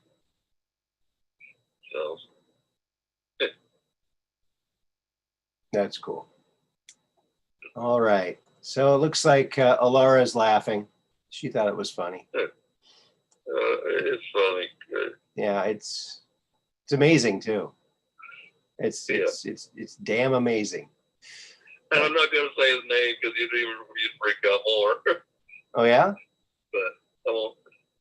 Out of respect for him, I'm not going to say it. But he's got a famous name. Okay. So.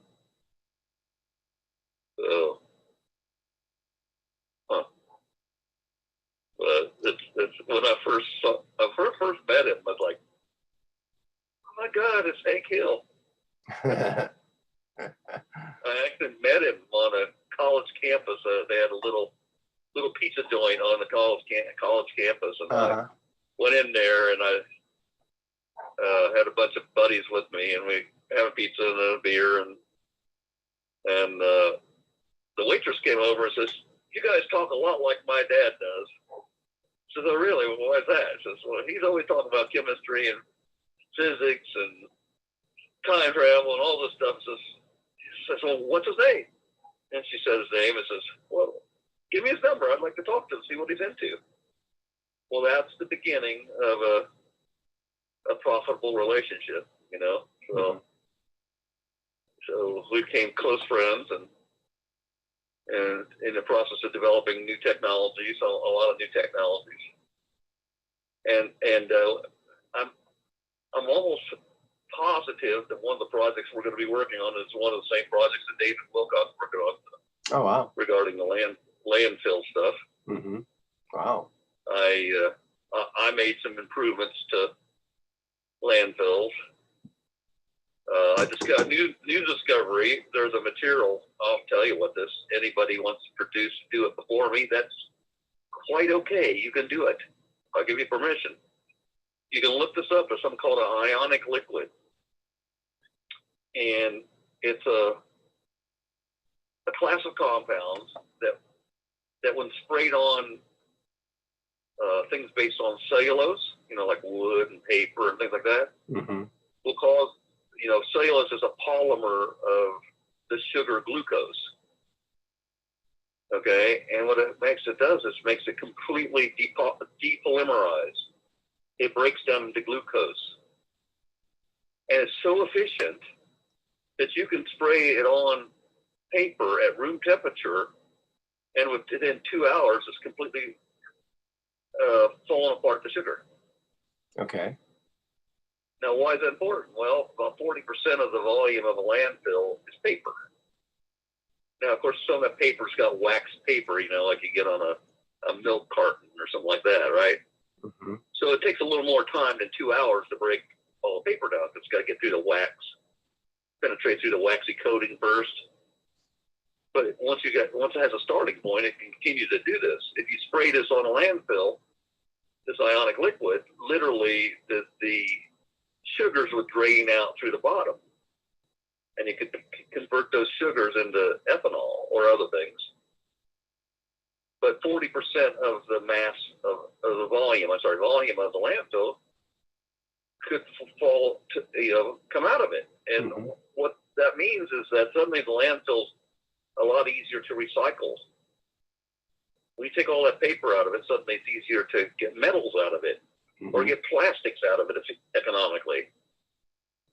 Not to mention you've added a lot of years to the life of that landfill. Nobody really wants a landfill going up in their backyard. No. You know, so now I was responsible for another technology-related landfill over in near Des Moines, Iowa. Well, Quad Cities area was making a giant landfill. And I was working on a project. It's just some piecework I had. Someone called me and said, hey, could you do a site analysis of our tire recycling plant? I said, okay. And we agreed upon the pay. And I came in. It's a 300,000 square foot building in Muscatine, Iowa. And I said, okay, first and foremost, they had the tires stacked to the ceiling. I said, you know, you can't do that. There's regulations. I said, I don't know how many feet. You have to look it up in the code. But, you know, it turns out you can only have them 8 foot tall. You can only have them stacked to. Okay. And this was like a 16-foot ceilings or something like that. And second, they didn't have their overhead sprinklers working. I said, no, you got to fix that. So they're not going to allow you to operate if you don't have some kind of fire suppression in here. So, and then they said, well, when we're all done with this evaluation, they said, well, you know, we'll show you the plant and whatever. You tell us what you think. So I started asking them, well, what do you use what products do you make? So, well, there's 2 products. We have this thing called a Grizzly. They show this thing, and it literally chops up the tires into pieces about maybe 3 or 4 inches square, little chunks, and it pulls the banding out of at the same time. So they get steel from tires, and they get chunks tire. And then they have one other product, which is a fine powdered product they call crumb rubber. I said, okay, well, what are you selling this to? He said, well, therein lies the problem. We don't have enough uses. So we'd be willing to pay you to help us come up with some uses. So, okay. So anytime you have a situation like that, you know how they say that where poison ivy is, the cure for poison ivy is usually within 20 feet away. Sure. There's a natural cure, and same thing with all kinds of other natural poisons and things.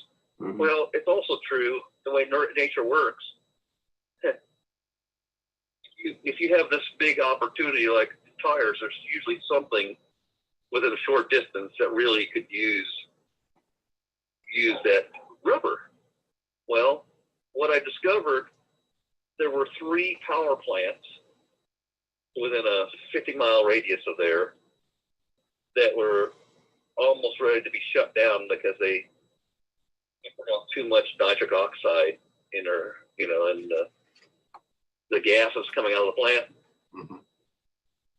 So I said, well, if we provide you I did some research. I said, this crumb rubber, first of all, it has twice it has twice the BTU content or energy content per pound as oil.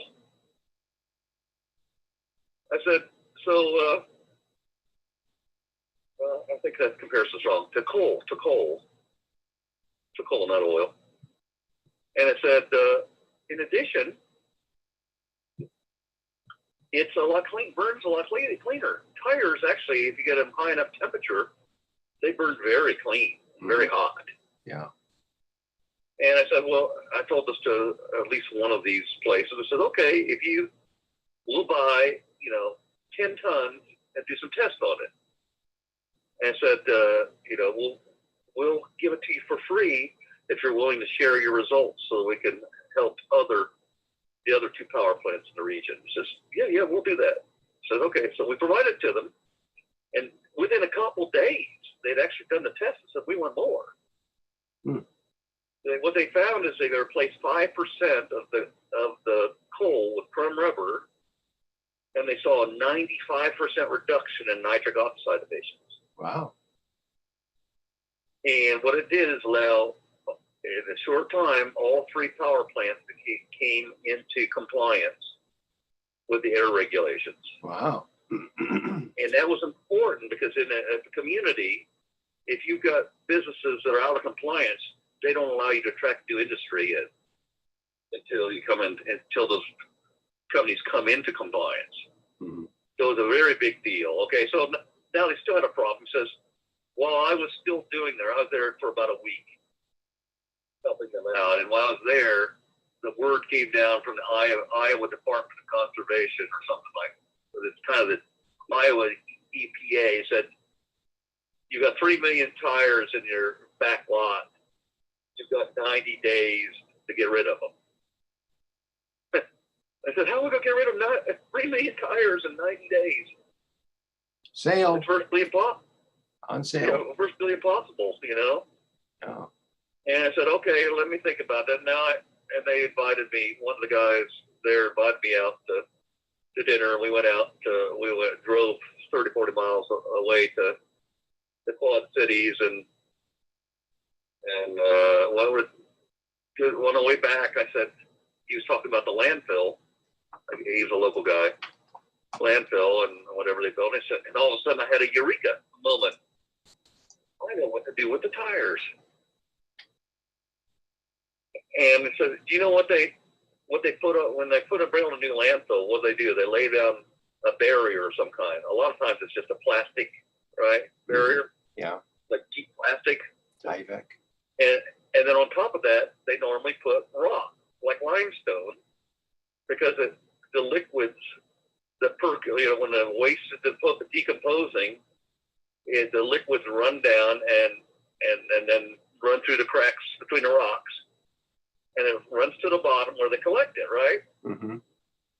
And what determines whether or not how long the lifetime of a landfill is how long that can occur before those rocks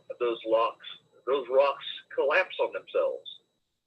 Well, they collapse on themselves because what happens if you got acidic waste hitting limestone? Anybody know? What happens with acid in limestone? It fizzes and Fizz. Plop, plop, fizz, fizz. There you go. Alka-Seltzer. and so what happens is that rock slowly dissolves and then it collapses on itself and it no longer drains, and that's when they have to close the landfill. I see. So what I said is, why don't we take those 3 million tires and put them in the chunk form, right? That's 4 inches by 4 inches. Mm-hmm. Line the bottom of the landfill with this chunk rubber, which isn't going to dissolve Right. from the acidic waste. Mm-hmm. And they got rid of 3 million tires in less than 3 months. Wow. In a new landfill. Now, here's the thing. It added 30 to 50 years to the life of that landfill. Wow. And you know what? I should have patented it because it's now used all over the country and maybe even the world. I don't know about the world, but I do know it's the way of doing things, new landfills now. Wow. Now, see, the nice thing about this, if they use the same technique now that I'm talking about, the new technique to dissolve the paper out of the landfill, Mm-hmm. in the future they can still come back and use those tires for something else. Mm-hmm. Well, after all is said and done, when they go, trust me, we're going to actually be mining the dumps in the future for plastics, for metals, so on and so forth. Sure, we will. Yeah. Yeah. So That'll happen. anyway, That'll happen. Well, you know what, guys? It's getting really late. It's 2:00 here. I think Okay. we're gonna wrap this baby up, and we'll see you tomorrow night, Mondays, Wednesdays, and Fridays, and sometimes on the weekend. This was our weekend show, folks.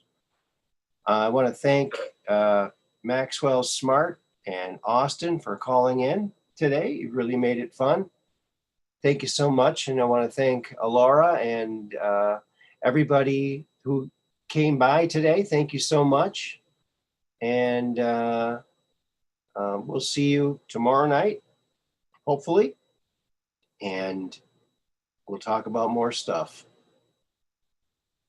Thank you, Aaron. Good night. Thank you very much, Thank you. Austin. I really appreciate you calling in. We'll talk to you later. thank you so much. Thank you so much. Thank you for everybody. You know, keep letting us know about other sites too, because that's the best way to find out about new sites is people who've been there. You know, so Okay. Oh, Peggy Dancer says entire I-80 running through Northeast is repaired with old tires. Oh, that's interesting. well, Arizona has the most. Arizona used it in road construction, and Yeah? it turns out. Right. This is a quick fact. It turns out they did 4,000 miles in Arizona. This has been a while. But it turns out when you incorporate 20% crumb rubber into the road, it lasts Yeah, 5 times longer. sure. Which means you can make it pay for itself. Hmm. I made a proposal to put in a monorail system in a major city and pay for it in over 20 years, just at the reduced cost of making roads. So anyway, that's all I got with that. But I Okay. could talk about that later if somebody's interested in how to make a monorail economical. Okay. I learned a lot about that. So All right. Well, thank you. Thank you, Max, for calling in. I really appreciated that. And it was a whole lot of fun. And thank you, everyone, for tuning in, for chatting. Everyone was awesome in the chat today. Thank you so much. And thank you for the super chat to Catherine Weiss. Thank you so very much. You helped us keep to the lights on. And we'll see you tomorrow night. Keep your cameras to the sky. Keep your phones ready to take those UFO pictures. Maybe you can come on, call in and tell us about your amazing experiences. We'll see you next time, which is tomorrow night, Monday, Wednesdays, and Fridays, and sometimes on the weekends. Peace in.